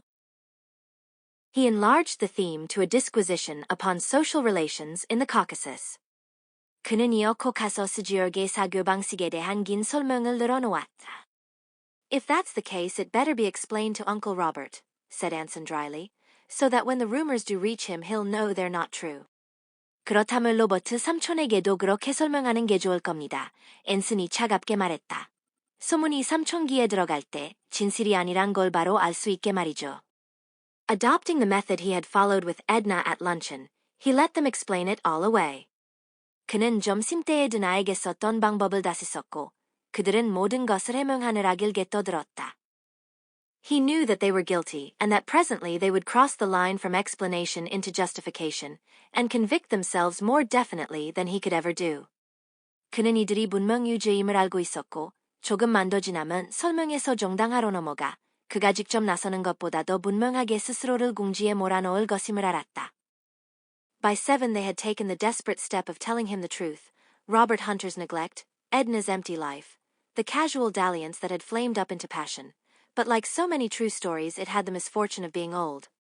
And its enfeebled body beat helplessly against the armor of Anson's will. 7시가 되자 그들은 끝내절박한 선택을 해서 앤슨에게 진실을 털어놓았다. 로버트 헌터의 방치, 에드나의 공허한 삶, 우연한 일탈이 정을로 번진 가정 등등. 하지만 많은 진짜 이야기들이 그렇듯 그 이야기는 이미 날가 힘이 없었고 앤슨이의 지라는 갑옷의 무기를 칼게 부딪힐 뿐이었다. The threat to go to Sloane's father sealed their helplessness. For the latter, a retired cotton broker out of Alabama, was a notorious fundamentalist who controlled his son by a rigid allowance and the promise that at his next vagary the allowance would stop forever. 슬론이 아버지에게 이 사실을 알리겠다는 윽박은 그들의 무력 함에세 길을 박았다. 슬론이 아버지는 엘라베마 출신인 태안물 나중개인이자 악명 높은 근본주의자로 아들에게 엄격한 생활비를 쥐어주고 또 한 번 말썽을 피우면 그 지원을 영원히 끊겠다고 압박하는 사람이었기 때문이다. They dined at a small French restaurant, and the discussion continued. At one time Sloane resorted to physical threats. A little later they were both imploring him to give them time. 그들은 작은 프랑스 레스토랑에서 식사를 하면서 계속 논쟁했다. 한 번은 슬론이 폭력을 언급함을 협박했고 조금 있다가는 두 사람 모두에게 시간을 달라고 애원하는 시기였다. But Anson was obdurate. 그러나 앤슨은 요지부동이었다. He saw that Edna was breaking up, and that her spirit must not be refreshed by any renewal of their passion. 그는 에드나가 무너지고 있음을 보았고 이들의 정욕이 다시 불타오르게 만들어 그녀가 회복되는 것을 막아야 한다고 생각했다. At 2 o'clock in a small nightclub on 53D Street, Edna's nerves suddenly collapsed, and she cried to go home. 새벽 2시경, 53번 가의 작은 나이트클럽에서 에드나의 신경은 급작스럽게 무너졌고 그녀는 집에 가자며 울음을 터뜨렸다. Sloane had been drinking heavily all evening, and he was faintly maudlin, leaning on the table and weeping a little with his face in his hands. 슬론은 저녁 내내 심하게 술을 마셔서 약간 감상에 젖어 있었고 테이블에 기대 얼굴을 손에 묻은 채 조금씩 울고 있었다. Quickly Anson gave them his terms. 앤슨은 신속하게 자신의 조건을 제시했다. Sloane was to leave town for 6 months, and he must be gone within 48 hours. 슬론은 6개월간 시를 떠나야 하고 48시간 안에 떠나야 했다. When he returned there was to be no resumption of the affair, but at the end of a year Edna might, if she wished, tell Robert Hunter that she wanted a divorce and go about it in the usual way. 돌아와서도 이 불륜을 재개하지 않아야 하며 1년이 지난 뒤에 에드나가 원함을 로버트 헌터에게 이혼 이사를 밝히고 통상적인 절차를 밟도록 했다. He paused, gaining confidence from their faces for his final word. 그는 잠시 말을 멈추고 그들의 표정에서 확신을 얻으며 마지막 말을 꺼냈다. Or there's another thing you can do, he said slowly. If Edna wants to leave her children, there's nothing I can do to prevent your running off together. 또 다른 방법도 있어요. 그가 천천히 말했다. 에드나가 아이들을 버릴 생각이라면 두 사람이 함께 도망가는 걸 내가 막을 순 없지요. I want to go home, cried Edna again. 나 집에 갈래? 에드나는 다시 울부짖었다. Oh, haven't you done enough to us for one day? 오늘 하루 우리를 이렇게까지 몰아붙이면 됐잖아요. Outside it was dark, save for a blurred glow from 6th Avenue down the street. 밖은 칠흑같이 어두웠고 6th 번가 쪽에서 희미한 불빛만 거리를 비추고 있었다. In that light those two who had been lovers looked for the last time into each other's tragic faces, realizing that between them there was not enough youth and strength to avert their eternal parting. 그 불빛 아래서 사랑했던 두 사람은 마지막으로 서로의 비극적인 얼굴을 바라보았다. 그리고 둘 사이에 영원한 이별을 막을 만큼의 젊음과 힘이 남아있지 않음을 깨달았다. Sloane walked suddenly off down the street, and Anson tapped a dozing taxi driver on the arm. 슬론은 갑자기 거리를 따라 걸어가 버렸고, 앤슨은 졸고 있던 택시 기사를 톡톡 두드렸다. It was almost 4. There was a patient flow of cleaning water along the ghostly pavement of 5th Avenue, and the shadows of 2 night women flitted over the dark facade of St. Thomas's Church. 거의 4시가 다 되어 있었다. 5번가의 유령 같은 보도 1호는 청소흙물이 조용히 흐르고 있었고 밤거리를 떠도는 널자들의 그림자가 어두운 세인트 토머스 교회의 벌기로 스쳐 지나갔다. Then the desolate shrubbery of Central Park where Anson had often played as a child, and the mounting numbers, significant as names, of the marching streets. 그리고 앤슨이 어린 시절 종종 뛰놀았던 센트럴 파크의 황량한 간목들, 이름처럼 의미를 가진 채끝 없이 이어지는 거리 번호들이 뒤따랐다. This was his city, he thought, where his name had flourished through 5 generations. 이곳이 바로 자기 도시라고 그는 생각했다. 자신이 가문은 5세대를 이어 이곳에서 번영해온 것이다. No change could alter the permanence of its place here, for change itself was the essential substratum by which he and those of his name identified themselves with the spirit of New York. 어떤 버나도 여기서 그 가문의 영속적 기반을 흔들 수는 없었다. 이내함은 버나 자체가 그와 그의 가문이 뉴욕이 정신과 자신을 동일시하게 만드는 필수적 토대였기 때문이다. Resourcefulness and a powerful will, for his threats in weaker hands would have been less than nothing, had beaten the gathering dust from his uncle's name, from the name of his family, from even the shivering figure that sat beside him in the car. 재치와 강인하니 지그가 아니었더라면 이런 엇박이나 무소용도 없었을 것이다. 아까 삼촌이 이름에 내려앉을 뻔한 먼지를 털어냈고 그의 가문 그리고 심지어 택시 안에서 떨고 있던 인물마저도 그런 때에서 벗어나게 했다.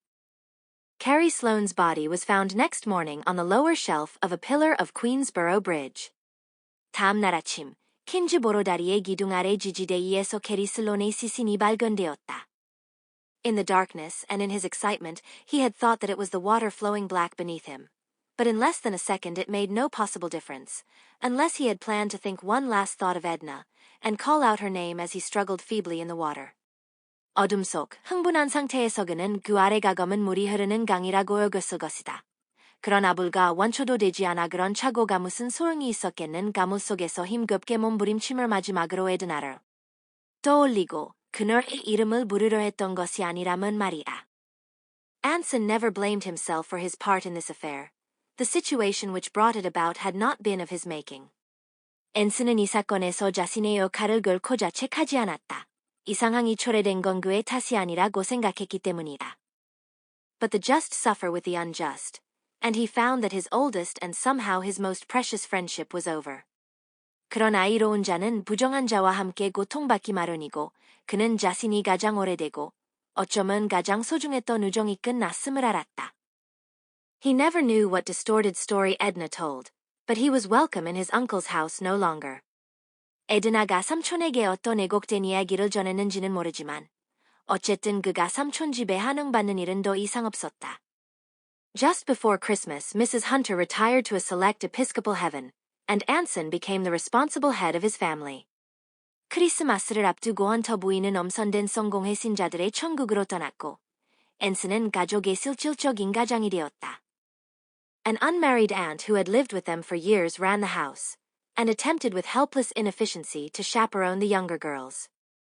수년간 함께 살아온 미혼이 이모가 집안 살림을 맡고 막내딸들을 돌보려 했었지만 어쩐지역 부족이었다. All the children were less self-reliant than Anson, more conventional both in their virtues and in their shortcomings. 모든 아이들은 앤슨만큼 자립심이 강하지 않았고 장점과 단점 둘 다 일반적인 수준에 머물렀다. Mrs. Hunter's death had postponed the debut of one daughter and the wedding of another. 헌터 부인이 죽음으로 인해 딸 하나의 사교계 데뷔와 다른 딸의 결혼식이 연기되었다. Also it had taken something deeply material from all of them, for with her passing the quiet, expensive superiority of the Hunters came to an end. 게다가 이 일로 그들 모두 어떤 물질적인 부분을 깊이 잃어버렸는데 그녀가 떠남으로써 헌터 가문이 누리던 조용하고 값비싼 우위가 끝나버렸기 때문이다. For one thing, the estate, considerably diminished by 2 inheritance taxes and soon to be divided among 6 children, was not a notable fortune anymore. 우선 상속세가 2번이 납부가 된 데다 건널 선명이 자녀에게 나누어지를 사는 이제도 이상 눈에 띄는 재산이 아니었다. Anson saw a tendency in his youngest sisters to speak rather respectfully of families that hadn't existed 20 years ago.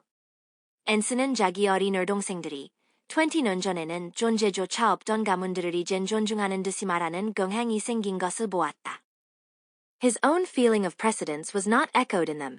Sometimes they were conventionally snobbish, that was all. 그가 갖고 있던 우월감은 그들에게서 찾아볼 수 없었다. 때로는 거칠애로 속물근성을 드러낼 뿐 그게 전부였다. For another thing, this was the last summer they would spend on the Connecticut estate. The clamor against it was too loud. Who wants to waste the best months of the year shut up in that dead old town?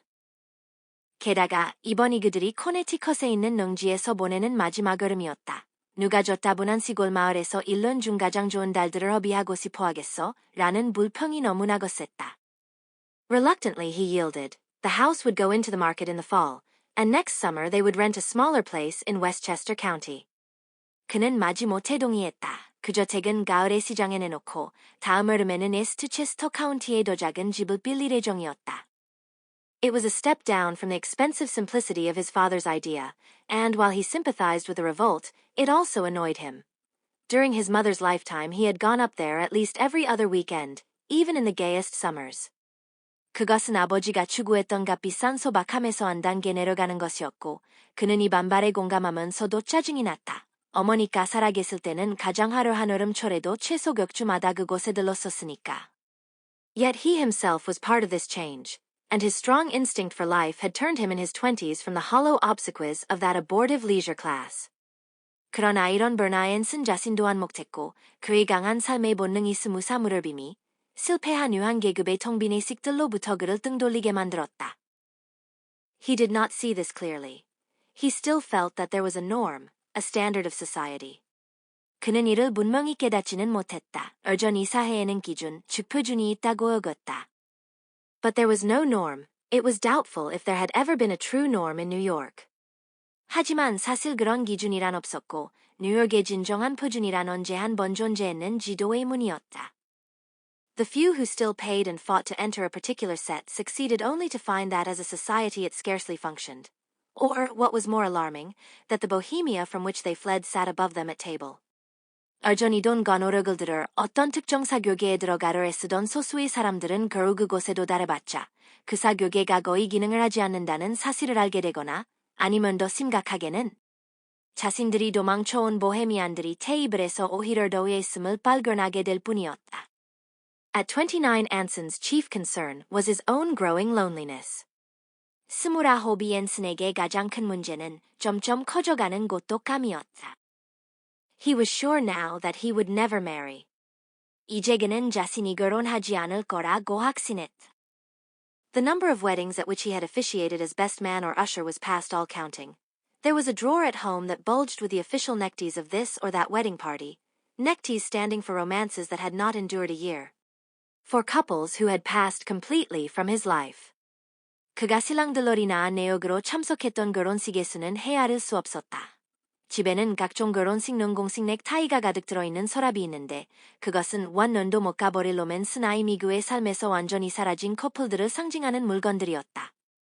Scarf pins, gold pencils, cuff buttons, presents from a generation of grooms had passed through his jewel box and been lost, and with every ceremony he was less and less able to imagine himself in the groom's place.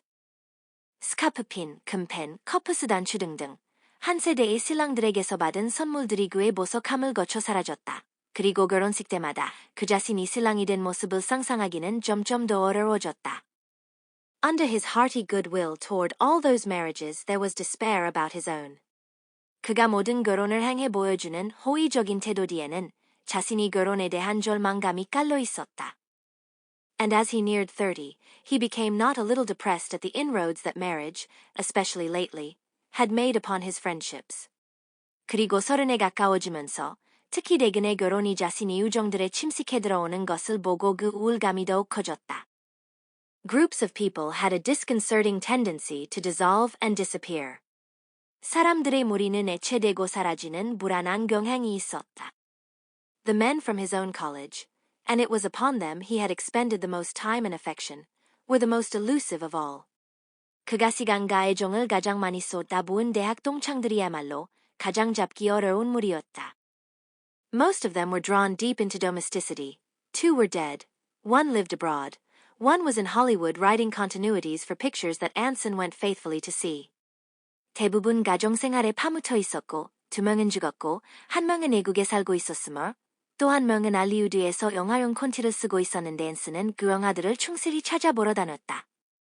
Most of them, however, were permanent commuters with an intricate family life centering around some suburban country club, and it was from these that he felt his estrangement most keenly. 하지만 대부분은 그의 어떤 컨트리 클럽을 중심으로 복잡한 가족 생활을 하는 농구 통근자가 되었고, 앤슨은 이들과 멀어져 가는 것을 가장 예민하게 느꼈다. In the early days of their married life, they had all needed him. He gave them advice about their slim finances. He exorcised their doubts about the advisability of bringing a baby into 2 rooms and a bath. Especially he stood for the great world outside. 결혼 초기 그들은 모두 앤슨을 필요로 했다.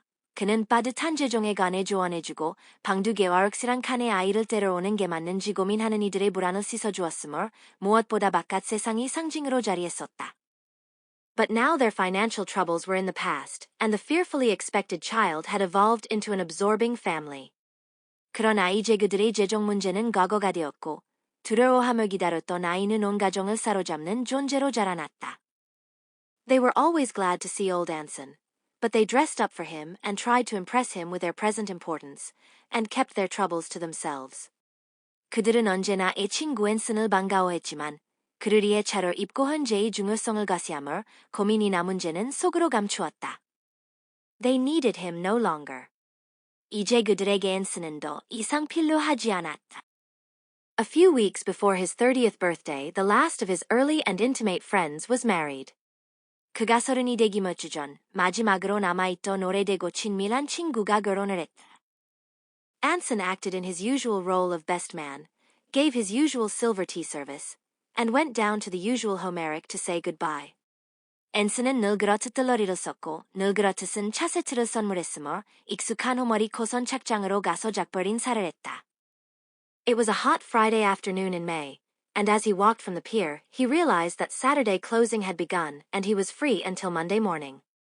5월의 무더운 금요일 오후, 선착장에서 걸어 나오며 그는 토요일 일단 출근무가 시작되어 월요일 아침까지 한가하다는 걸 깨달았다. Go where? he asked himself. 어디로 갈까? 그는 스스로에게 물었다.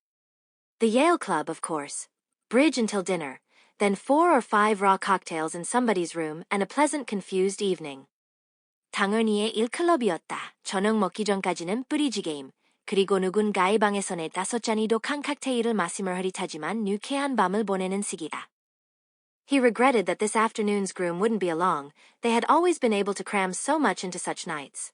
They knew how to attach women and how to get rid of them, how much consideration any girl deserved from their intelligent hedonism. 그는 오늘 결혼한 친구가 이 자리에 같이 모서는 걸 아쉬워했다. 둘이 함께라면 그런 밤의 온갖 추억을 압축해 즐길 수 있었기 때문이다. 그들은 여자를 어떻게 끌어들여야 하고 어떻게 떨쳐내야 하는지, 어느 정도 대가를 써야 그들의 스마트한 쾌락주의와 균형이 맞는지도 잘 알고 있었다. A party was an adjusted thing. You took certain girls to certain places and spent just so much on their amusement. You drank a little, not much, more than you ought to drink, and at a certain time in the morning you stood up and said you were going home. 파티란 조율된 것이었다. 특정 여자들과 특정 장소에 가서 딱 그 정도만 돈을 쓰며 즐기는 것. 술도 좀 마시지만 과음까진 하지 않고 아침이 어느 정도 되면 자리를 털고 나니 이제 집에 가보겠다고 말하는 시기였다. You avoided college boys, sponges, future engagements, fights, sentiment, and indiscretions. 대학생들, 공짜 만발하는 사람들, 다음 약속, 말싸움, 감상주에, 그리 고경솔한 행동은 피해야 했다. That was the way it was done. 그게 바로 파티의 정석이었다. All the rest was dissipation. 그 애는 그저 방탕일 뿐이었다. In the morning you were never violently sorry. You made no resolutions. But if you had overdone it and your heart was slightly out of order, you went on the wagon for a few days without saying anything about it, and waited until an accumulation of nervous boredom projected you into another party. 아침이 되면 결코 극도로 후회하지 않았다. 별다른 다짐을 하지는 않지만 만약 과음을 해서 심장에 좀 무리가 갔다 싶으면 며칠 조용히 금주를 하고 신경이 지루함을 한계치까지 쌓아가다 지금 파티로 뛰어들 때까지 기다리는 것이었다. The lobby of the Yale Club was unpopulated. 예일 클럽 로비에는 아무도 없었다. In the bar 3 very young alumni looked up at him, momentarily and without curiosity. 바 안에는 아주 젊은 동문 3명이 잠시 그를 쳐다볼 뿐 별 관심은 없어 보였다. Hello there, Oscar, he said to the bartender. 안녕, 오스카, 그는 바텐더에게 말했다. Mr. Cahill been around this afternoon? Cahill 씨는 오늘 오후에 다녀갔나요? Mr. Cahill's gone to New Haven. 케일 씨는 뉴헤이븐에 가셨습니다. Oh, that's so. 아, 그래요? Gone to the ball game. 야구 경기 보러 가셨어요. Lot of men gone up. 여럿이 같이 간 것 같습니다. Anson looked once again into the lobby, considered for a moment, and then walked out and over to Fifth Avenue. 앤슨은 다시 한번 로비를 둘러보고 잠시 생각한 뒤 밖으로 나와 5번가로 걸어갔다. From the broad window of one of his clubs, one that he had scarcely visited in 5 years, a gray man with watery eyes stared down at him. 그가 거의 5년 동안 가보지 않은 클럽 건물의 넓은 창문 너머에서 창백한 얼굴에 물기 어린 눈을 한 중년 남자가 아래를 내려다보고 있었다. Anson looked quickly away. That figure sitting in vacant resignation, in supercilious solitude, depressed him. 앤슨은 재빨리 시선을 돌렸다. 공허한 체념 가오만한 고독 속에 앉아있는 그 사람의 모습이 우울하게 느껴졌기 때문이다. He stopped and, retracing his steps, started over 47th Street toward Teak Warden's apartment. 그는 걸음을 멈추고 다시 발길을 돌려 47번가 방향으로 걸어가 티크 워든의 아파트를 향했다. Teak and his wife had once been his most familiar friends. It was a household where he and Dolly Carger had been used to go in the days of their affair. 티크 부부는 한때 그에게 가장 친밀한 친구들이었다. 그곳은 앤슨과 돌리 카거가 연애하던 시절 함께 드나들곤 했던 집이기도 했다. But Teak had taken to drink, and his wife had remarked publicly that Anson was a bad influence on him. 하지만 티크가 술에 빠졌고 그의 아내는 앤슨이 티크에게 나쁜 영향을 준다고 공공연히 말해버렸다. The remark reached Anson in an exaggerated form. When it was finally cleared up, the delicate spell of intimacy was broken, never to be renewed. 그 말은 과장된 형태로 앤슨에게 전해졌고 결국 오해가 풀렸을 때는 이미 미묘했던 친밀감의 마법이 깨져 회복할 수 없게 되었다. Is Mr. Warden at home? He inquired. 워든 씨 계신가요? 그가 물었다. They've gone to the country. 두 분 다 교회로 나갔었어요. The fact unexpectedly cut at him. 이 사실은 예상치 못하게 그를 핥히었다. They were gone to the country, and he hadn't known. 그들은 교회로 떠났는데 그는 전혀 모르고 있었다. 2 years before he would have known the date, the hour, come up at the last moment for a final drink, and planned his first visit to them. 2년 전이라면 그가 언제 어디로 가는지 날짜 시간까지 알았을 테고 떠나기 직전까지 술을 같이 마시거나 첫 방문 계획을 잡았을 텐데. Now they had gone without a word. 이제는 아무 말도 없이 떠난 것이었다. Anson looked at his watch and considered a weekend with his family, but the only train was a local that would jolt through the aggressive heat for 3 hours. 앤슨은 시계를 보며 가족들과 주말을 보낼까 생각했지만 가는 기차는 지방 안행한 데뿐이었고 그 열차는 숨막히는 더위 독을 3시간 동안 덜컹거림을 달려야 했다. And tomorrow in the country, and Sunday, he was in no mood for Porchbridge with polite undergraduates, and dancing after dinner at a rural roadhouse, a diminutive of gaiety which his father had estimated too well. 그리고 시골에서 맞이할 토요일 일과 일요일에 일을 갖춘 대학생들과 베란다에서 브리지를 치고 저녁 식사 후 시골 레스토랑에서 춤을 추는 정도의 소소한 즐거움은 아버지가 이미 너무나 잘 파악했던 바로 그 지루함이었고 그는 전혀 내킬 생각이 없었다. Oh no, he said to himself. No. 안 돼. 그는 혼잣말했다. 절대로 안 돼. He was a dignified, impressive young man, rather stout now, but otherwise unmarked by dissipation. 그는 풍채가 좋은 인상적인 청년이었고 다소 동통해졌지만 달리 방탕하는 적은 없었다. He could have been cast for a pillar of something. At times you were sure it was not society, at others nothing else, for the law, for the church. 그는 뭔가의 기둥을 칼을 할 법한 인물 같았는데 때로는 그게 사회가 아니라 고학신이 들기도 했고 또 어떤 때는 그 외의 무언가는 아닐 것 같기도 했다. 법이나 교회를 떠올릴 수도 있을 법했다. He stood for a few minutes motionless on the sidewalk in front of a 47th Street apartment house. For almost the first time in his life, he had nothing whatever to do. 그는 47번가 아파트 앞인도 위에 몇 분 동안 가만히 서 있었다. 거의 생전 처음으로 아무 할 일이 없었다. Then he began to walk briskly up Fifth Avenue, as if he had just been reminded of an important engagement there. 그러다 마치 중요한 약속이 떠오른 듯 그는 다시 5번가를 힘차게 걸어 올라가기 시작했다. The necessity of dissimulation is one of the few characteristics that we share with dogs, and I think of Anson on that day as some well-bred specimen who had been disappointed at a familiar back door. 가장 이 꼭 필요하다는 점은 인간이 개와 공유하는 멀찬되는 특징 중 하나인데 그날이 앤슨을 떠올리면 익숙한 뒷문 앞에서 실망한 고급거니 모습이 겹쳐 보인다. He was going to see Nick, once a fashionable bartender in demand at all private dances, and now employed in cooling non-alcoholic champagne among the labyrinthine cellars of the Plaza Hotel. 그는 니크를 만나러 가려 했다. 니크는 한때 사교 파티에서 가장 인기 많던 바텐더였지만 지금은 플라자 호텔이 미로 같은 지하저장고에서 논알코올 샴페인을 시키는 일을 맡고 있었다. Nick, he said, what's happened to everything? 니크, 그가 말했다. 다들의 이 모양이 됐나? Dead, Nick said. 죽었죠. 니크가 말했다. Make me a whiskey sour. 위스키 사오 한 잔 줘. Anson handed a pint bottle over the counter. Anson은 파인트 병을 카운터 너머로 꺼냈다. Nick, the girls are different. I had a little girl in Brooklyn, and she got married last week without letting me know. 니크, 요즘 여자들은 예전 같지 않아.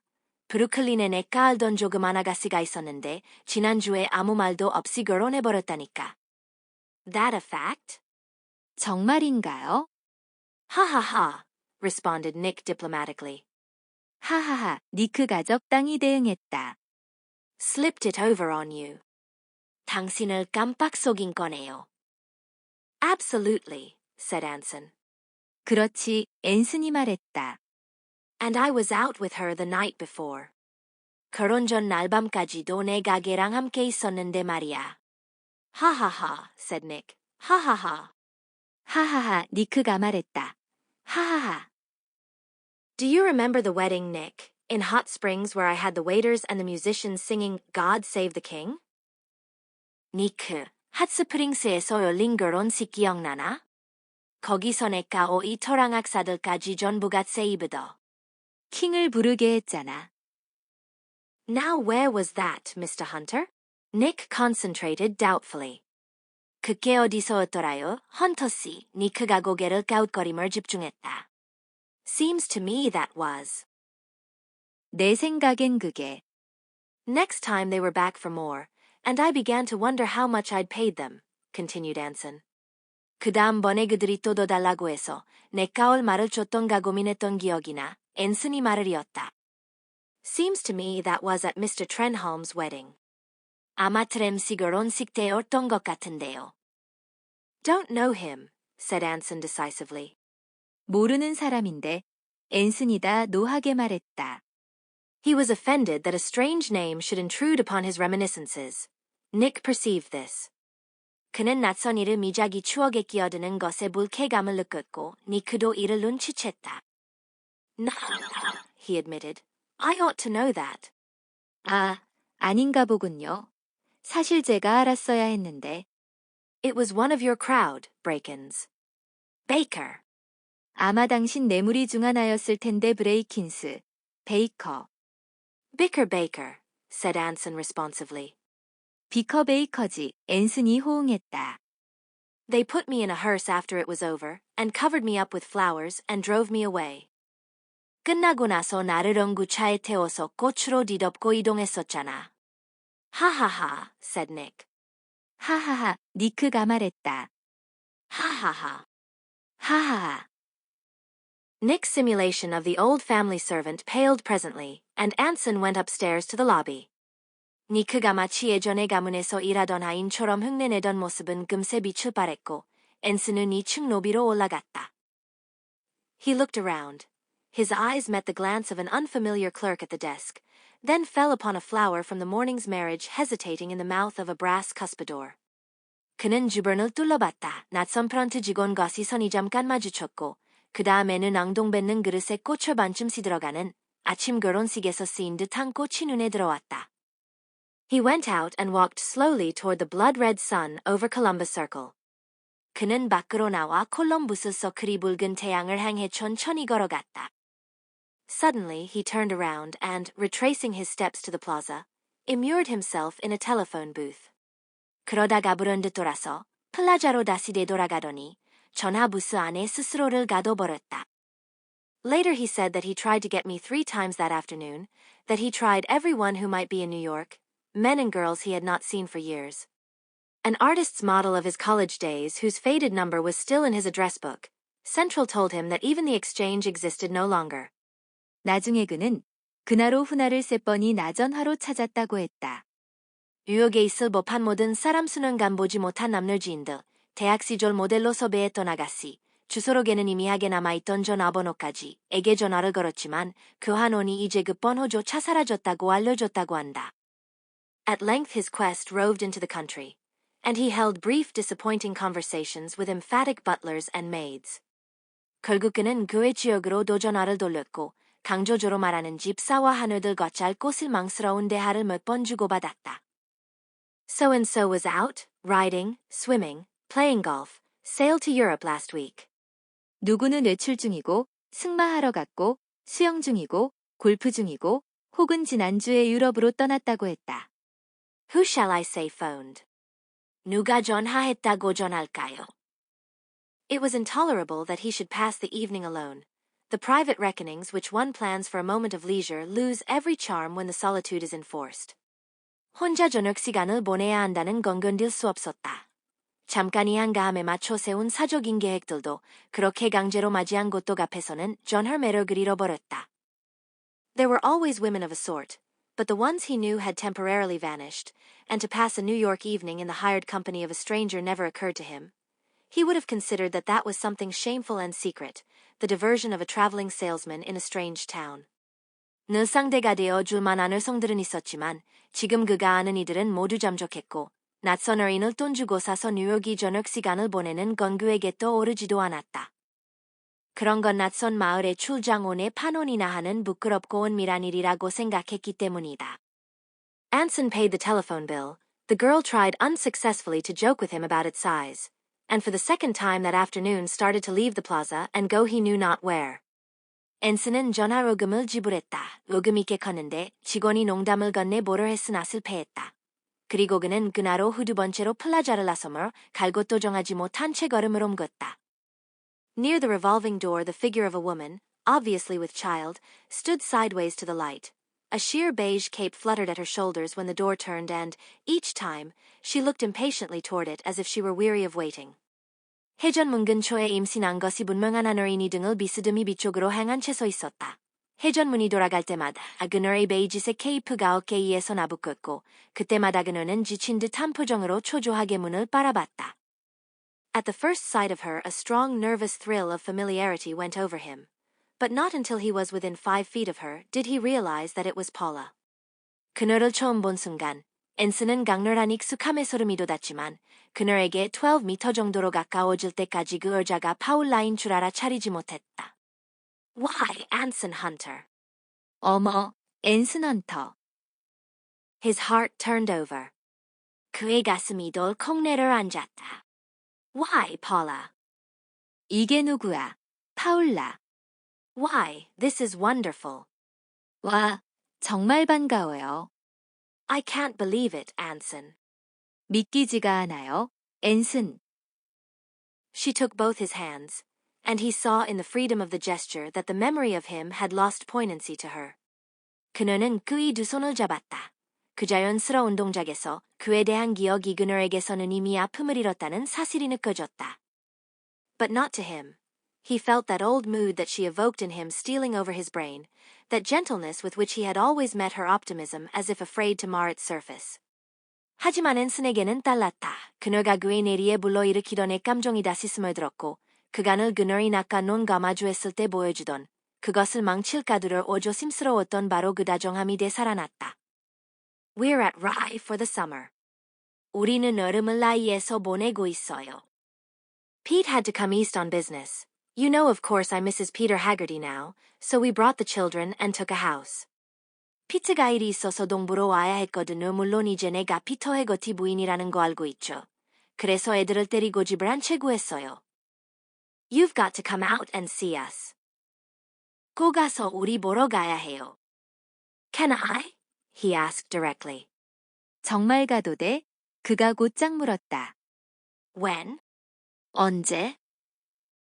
When you like. 원하는 때 언제든. Here's Pete. 아, 피트가 왔네요. The revolving door functioned, giving up a fine tall man of 30 with a tanned face and a trim mustache. 회전문이 돌아가며 잘 다듬은 콧수염과 햇벌테 그을린 얼굴을 가진 30살의 혼칠한 남자가 나타났다. His immaculate fitness made a sharp contrast with Anson's increasing bulk, which was obvious under the faintly tight cutaway coat. 그의 깔끔한 체격은 약간 끼는 모양새의 모닝코트 밑으로 드러나는 앤슨이 늘어난 체격과 선명한 대조를 이뤘다. You oughtn't to be standing, said Haggerty to his wife. 이렇게 서 있지 말아요. 해거티가 아내에게 말했다. Let's sit down here. 여기 앉죠. He indicated lobby chairs, but Paula hesitated. 그늘로 비의자를 가리켰지만 파울라는 망설였다. I've got to go right home, she said. 곧장 집에 가봐야 해요. 그녀가 말했다. Anson, why don't you come out and have dinner with us tonight? Anson, 우리 집에 와서 저녁 식사 같이 할래요? We're just getting settled, but if you can stand that. 아직 정리 중이라 좀 어수선하긴 한데. 그래도 괜찮다면. Haggerty confirmed the invitation cordially. 해거티도 반갑게 동의했다. Come out for the night. 하룻밤 자고 가도 좋아요. Their car waited in front of the hotel, and Paula with a tired gesture sank back against silk cushions in the corner. 호텔 앞에는 그들의 차가 대기 중이었고, 파울라는 지친 듯한 몸짓으로 구석 실크 쿠션에 몸을 기댔다. There's so much I want to talk to you about, she said. It seems hopeless. 정말 하고 싶은 이야기가 많은데 그녀가 말했다. 어디서부터 시작해야 할지 막막하네요. I want to hear about you. 난 당신 얘기를 듣고 싶어. Well, she smiled at Haggerty, that would take a long time too. 그녀는 해거티에게 미소 지었다. 그것도 얘기하자면 길어요. I have 3 children, by my first marriage. 첫 결혼해서 아이가 셋이 있거든요. The oldest is 5, then 4, then 3. 제일 큰 애가 5살, 그 다음 4살, 3살이죠. She smiled again. 그녀는 다시 미소 지었다. I didn't waste much time having them, did I? 아이 낳느라 시간은 좀 빡빡하겠었죠, 안 그래요? Boys? 남자애들, A boy and 2 girls. 아들이 하나, 딸이 둘이에요. Then, a lot of things happened, and I got a divorce in Paris a year ago and married Pete. 그러고 나서 여러 일이 있었는데, 1년 전 파리에서 이혼을 하고 피트와 재혼했어요. That's all, except that I'm awfully happy. 그게 전부예요. 내가 무척 행복하다는 걸 빼면 말이죠. In Rye they drove up to a large house near the beach club, from which there issued presently 3 dark, slim children who broke from an English governess and approached them with an esoteric cry. 라이에 도착하자 그들은 비치클럽 근처의 큰 집 앞으로 차를 대는데 이내 영국인 가정교사로부터 뛰쳐나온 가냘픈 피부색의 날씬한 새 아이가 알 수 없는 소리를 지르며 달려왔다. Abstractedly and with difficulty Paula took each one into her arms, a caress which they accepted stiffly, as they had evidently been told not to bump into Mummy. 파울라는 정신이 팔린 듯 힘겹게 아이들을 차례로 안아주었고 아이들은 엄마에게 부딪히지 말라는 말을 들은 듯 몸을 굳힌 채 그 포옹을 받아들였다. Even against their fresh faces Paula's skin showed scarcely any weariness. For all her physical languor she seemed younger than when he had last seen her at Palm Beach 7 years ago. 아이들의 싱그러운 얼굴을 펴서도 파울라의 피부는 거의 피곤함의 기색이 없었다. 온몸에 힘이 빠진 듯해도 7년 전 팜비치에서 봤던 모습보다도 어려 보였다. At dinner she was preoccupied, and afterward, during the homage to the radio, she lay with closed eyes on the sofa, until Anson wondered if his presence at this time were not an intrusion. 저녁 식사 때 그녀는 정신이 딴 데가 있었고, 이어 라디오 감상을 하는 동안 눈을 감은 채 소파에 누워 있었다. 앤슨은 이 시간에 자신이 온 것이 혹시 방해는 아닐까 하는 생각이 들었다. But at 9 o'clock, when Haggerty rose and said pleasantly that he was going to leave them by themselves for a while, she began to talk slowly about herself and the past. 그러나 9시쯤, 해거티가 일어나 웃음을 두 사람끼리 시간을 가지라며 자리를 비우자, 그녀는 자신과 지난 날에 대한 이야기를 천천히 꺼내기 시작했다. My first baby, she said, the one we called Darling, the biggest little girl, I wanted to die when I knew I was going to have her, because Lowell was like a stranger to me. 내 첫째 아이 말이에요. 그녀가 말했다. 우리는 그 애를 달링이라고 부르는데 제일 큰 여자아이라서요. 그 애를 가진 걸 알았을 땐 죽고 싶었어요. 얘네하물로 애는 나한테 남남 같았거든요. It didn't seem as though she could be my own. 도저히 내 아이처럼 느껴지지 않았어요. I wrote you a letter and tore it up. 당신에게 편지를 쓰기도 했는데 결국 찢어버렸죠. Oh, you were so bad to me, Anson. 오, 당신 그때 나한테 정말 나빴어요, Anson. It was the dialogue again, rising and falling. 그대 하는 예전처럼 다시 이 아래로 흘렀다. Anson felt a sudden quickening of memory. Anson이 기억이 갑자기 선명해지는 듯했다. Weren't you engaged once? She asked. A girl named Dolly something? 한 번 약혼하지 않았었나요? 그녀가 물었다. 돌리 어쩌고 하는 여자였지 않나요? I wasn't ever engaged. 난 약혼한 적 없었어. I tried to be engaged, but I never loved anybody but you, Paula. 약혼해보려고 했지만, 파울라, 당신 말고는 누구도 진심으로 사랑한 적이 없었어. She said. 아, 그녀가 말했다. Then after a moment, this baby is the first one I ever really wanted. 그러다 잠시 후, 이번 아기는 내가 처음으로 정말 원했던 아이예요. You see, I'm in love now, at last. 있잖아요. 안 지금 사랑에 빠졌어요, 드디어요. He didn't answer, shocked at the treachery of her remembrance. 그는 답하지 않았다. 그녀의 기억이 모인 배신감에 충격을 받은 듯했다. She must have seen that the at last bruised him, for she continued. 아마 그녀도 드디어라는 말이 그에게 상처를 줬음을 느낀 듯 말을 이었다. I was infatuated with you, Anson. You could make me do anything you liked. 난 당신에게 홀려 있었어요. 앤슨 당신이 하라고 하면 뭐든지 하게끔 만들 수 있었죠. But we wouldn't have been happy. 하지만 우리 둘은 행복하지 않았을 거예요. I'm not smart enough for you. 나는 당신한테 맞출 만큼 똑똑하지 않고. I don't like things to be complicated like you do.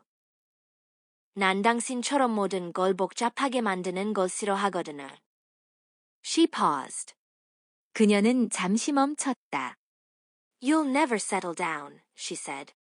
당신은 결코 정착하지 못할 거예요. 그녀가 말했다. The phrase struck at him from behind. It was an accusation that of all accusations he had never merited. 그 말은 그를 뒤통수 치듯 아프게 다가왔다. 그가 들을 자격이 없던 모든 비난 중에서도 가장 아니라고 느껴지는 말이었다. I could settle down if women were different, he said. 여자들이 달랐다면 안정착할 수 있었어. 그가 말했다. If I didn't understand so much about them, if women didn't spoil you for other women, if they had only a little pride. 그들을 너무 잘 알지만 않았어도 다른 여자를 이해한 여자가 널 망가뜨리지 않았다면, 그리고 여성들이 자존심을 좀 망가졌더라면 말이야. If I could go to sleep for a while and wake up into a home that was really mine. Why, that's what I'm made for, Paula. That's what women have seen in me and liked in me. 잠시 잠들었다가 깨어났을 때. 정말 내 집이라는 곳이 존재한다면 그게 바로 내가 태생부터 지향해온 거야, 파울라. 그게 여자들이 내 안에서 발견하고 좋아했던 부분이지. It's only that I can't get through the preliminaries anymore. 단지 이제는 그 초반 단계를 거칠 수 없게 된 것뿐이야. Haggerty came in a little before 11. After a whiskey, Paula stood up and announced that she was going to bed. 11시가 조금 못되어 해거티가 들어왔고 위스키 한 잔을 마신 뒤 파울라는 일어나 자러 간다고 말했다. She went over and stood by her husband. 그녀는 남편 곁으로 다가갔다. Where did you go, dearest? She demanded. 어디 갔다 왔어요? 자기? 그녀가 물었다. I had a drink with Ed Saunders. 에드손더스랑 한잔 했지. I was worried. 걱정했잖아요. I thought maybe you'd run away. 도망치셨나 했어요. She rested her head against his coat. 그녀는 그의 코트의 머리를 기댔다. He's sweet, isn't he, Anson? She demanded. 이 사람 다정하죠. 앤슨? 그녀가 물었다. Absolutely, said Anson, laughing. 완전 그렇군. 앤슨이 웃으며 말했다. She raised her face to her husband. 그녀는 남편 쪽으로 얼굴을 들었다. Well, I'm ready, she said. 자, 난 준비됐어요. 그녀가 말했다. She turned to Anson. Do you want to see our family gymnastic stunt? 그리고 앤슨을 향해 돌아서서 말했다. 우리 가족 물기 보여줄까요? Yes, he said in an interested voice. 좋아요. 그가 관심 어린 목소리로 말했다. All right. 좋아요. Here we go. 이제 시작. Haggerty picked her up easily in his arms. 해거티는 그녀를 가뿐히 안아 올렸다. This is called the family acrobatic stunt, said Paula. 이걸 우리는 가족고 개라고 불러요. 파울라가 말했다. He carries me upstairs. 이렇게 나란고 2층으로 올라가거든요. Isn't it sweet of him? 정말 사랑스럽죠? Yes, said Anson. 그러게, 앤슨이 말했다. Haggerty bent his head slightly until his face touched Paula's. 해거티는 고개를 살짝 숙여 얼굴을 파울라에게 가까이 댔다. And I love him, she said. 그리 고난이 사람을 사랑해요. 그녀가 말했다. I've just been telling you, haven't I, Anson? 방금 전에도 당신에게 말했잖아요, Anson. Yes, he said. 그래, 그가 말했다. He's the dearest thing that ever lived in this world. Aren't you, darling? 이 세상에서 가장 사랑스러운 사람이에요. 그렇죠, 자기? Well, good night. 자, 안녕히 주무세요. Here we go. 자, 갑니다. Isn't he strong? 힘도 얼마 나센지 몰라요. Yes, Anson said. 그러게, 앤슨이 말했다. Haggerty bent his head again, and Paula's whisper floated back to him. 해거티가 다시 고개를 숙이자 파울라의 속삭임이 앤슨에게까지 들려왔다. Sweet dreams. See you at breakfast. 좋은 꿈 꾸세요. 내일 아침 식사 때 봐요. Yes, Anson said. 그래, 앤슨이 말했다. The older members of the firm insisted that Anson should go abroad for the summer. 회사 선배들은 앤슨이 이번 여름을 해외에서 보내야 한다고 강력히곤 했다. He had scarcely had a vacation in 7 years, they said. 그는 7년 동안 사실상 휴가다운 휴가를 가지지 못했다고 그들은 말했다. He was stale and needed a change. 그는 지쳤고 기분 전환이 필요했다.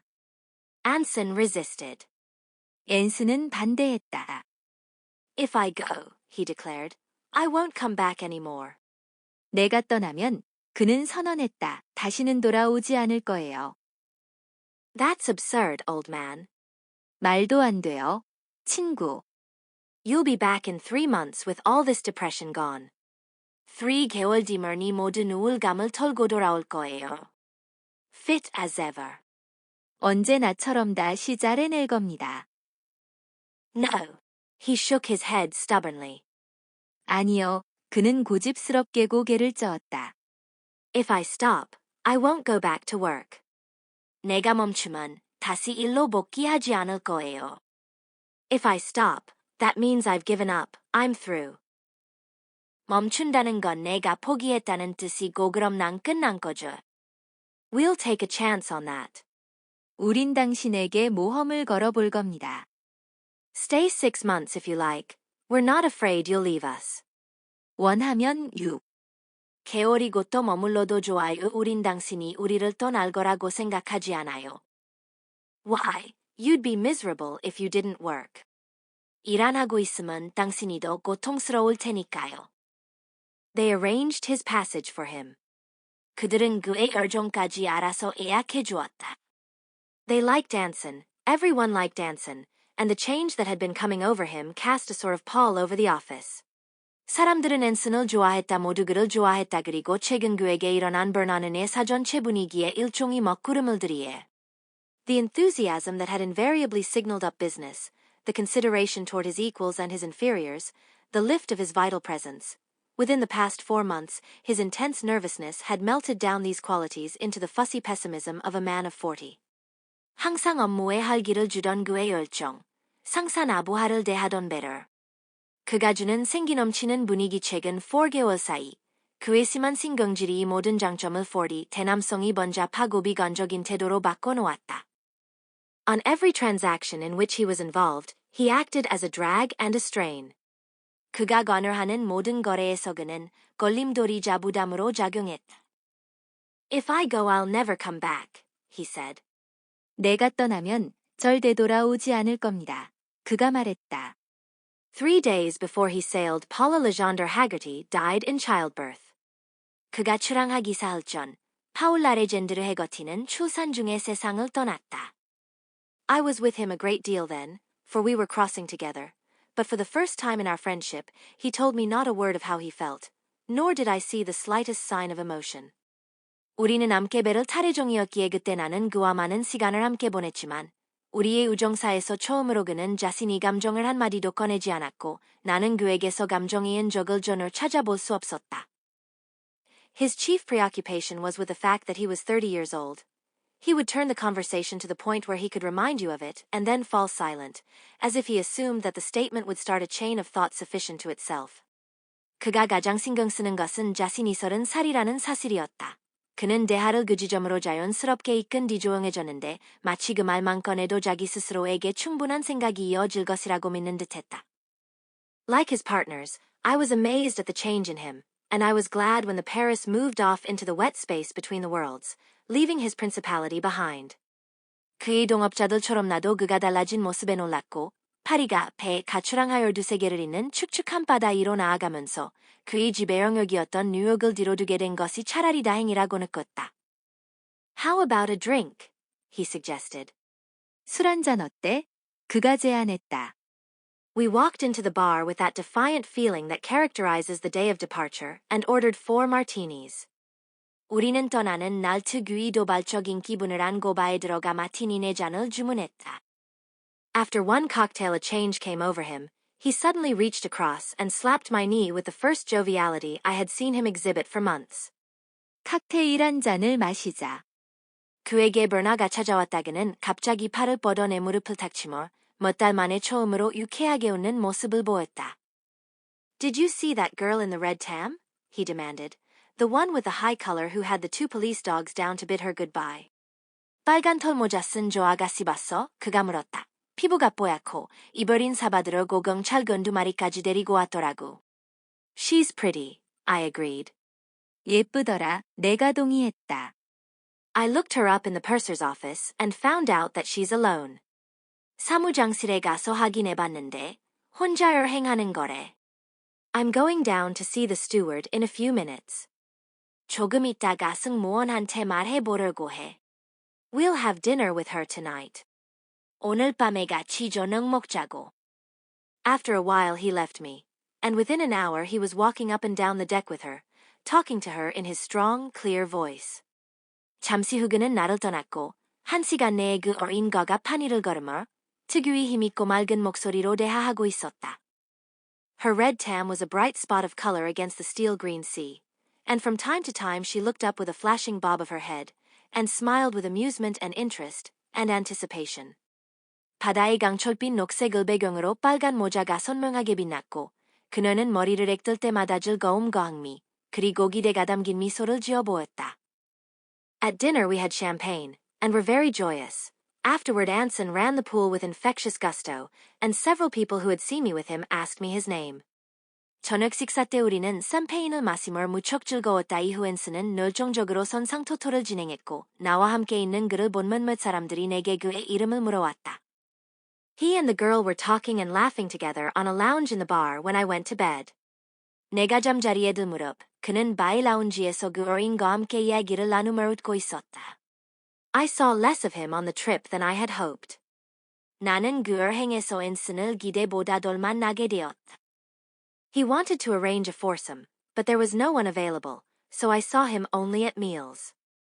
그는 포섬을 만들고 싶어 했지만 마땅한 사람이 없었고 결국 나는 식사 때만 그를 볼 수 있었다. Sometimes, though, he would have a cocktail in the bar, and he told me about the girl in the red tam, and his adventures with her, making them all bizarre and amusing, as he had a way of doing, and I was glad that he was himself again, or at least the self that I knew, and with which I felt at home. 가끔 바에서 칵테일을 마시다 만남은 그는 빨간 털 모자를 쓴 아가씨 자신이고 끈을 기묘하고 재미있게 풀어놓았다. 나는 그가 다시 예전 모습으로 돌아온 것 같아 기뻤다. 최소한 내가 알고 편하게 느꼈던 쓴으로 보였다. I don't think he was ever happy unless someone was in love with him, responding to him like filings to a magnet, helping him to explain himself, promising him something. 누군가 그를 사랑해주고 자석에 달라붙는 색가루처럼 그에게 반응해주며 그가 스스로를 드러내도록 도와주고 무언가를 약속해주는 존재가 없으면 그는 결코 행복하지 못했으리라고 나는 생각한다. What it was I do not know. 그것이 정확히 무엇인지는 나도 모르겠다. Perhaps they promised that there would always be women in the world who would spend their brightest, freshest, rarest hours to nurse and protect that superiority he cherished in his heart. 어쩌면 세상 어딘가에는 그가 마음속에 간직한 우월함을 돌보고 지켜주기 위해 자신이 가장 빛나고 생생하고 귀한 시간을 기꺼 이 바치를 자가 언제나 존재하리라는 것을 그들에게서 확인받고 싶었는지도 모를. The end. Thank you for listening and please subscribe for more bilingual stories. Check our playlist section to find optimal listening material for your language learning. We wish you a wonderful day.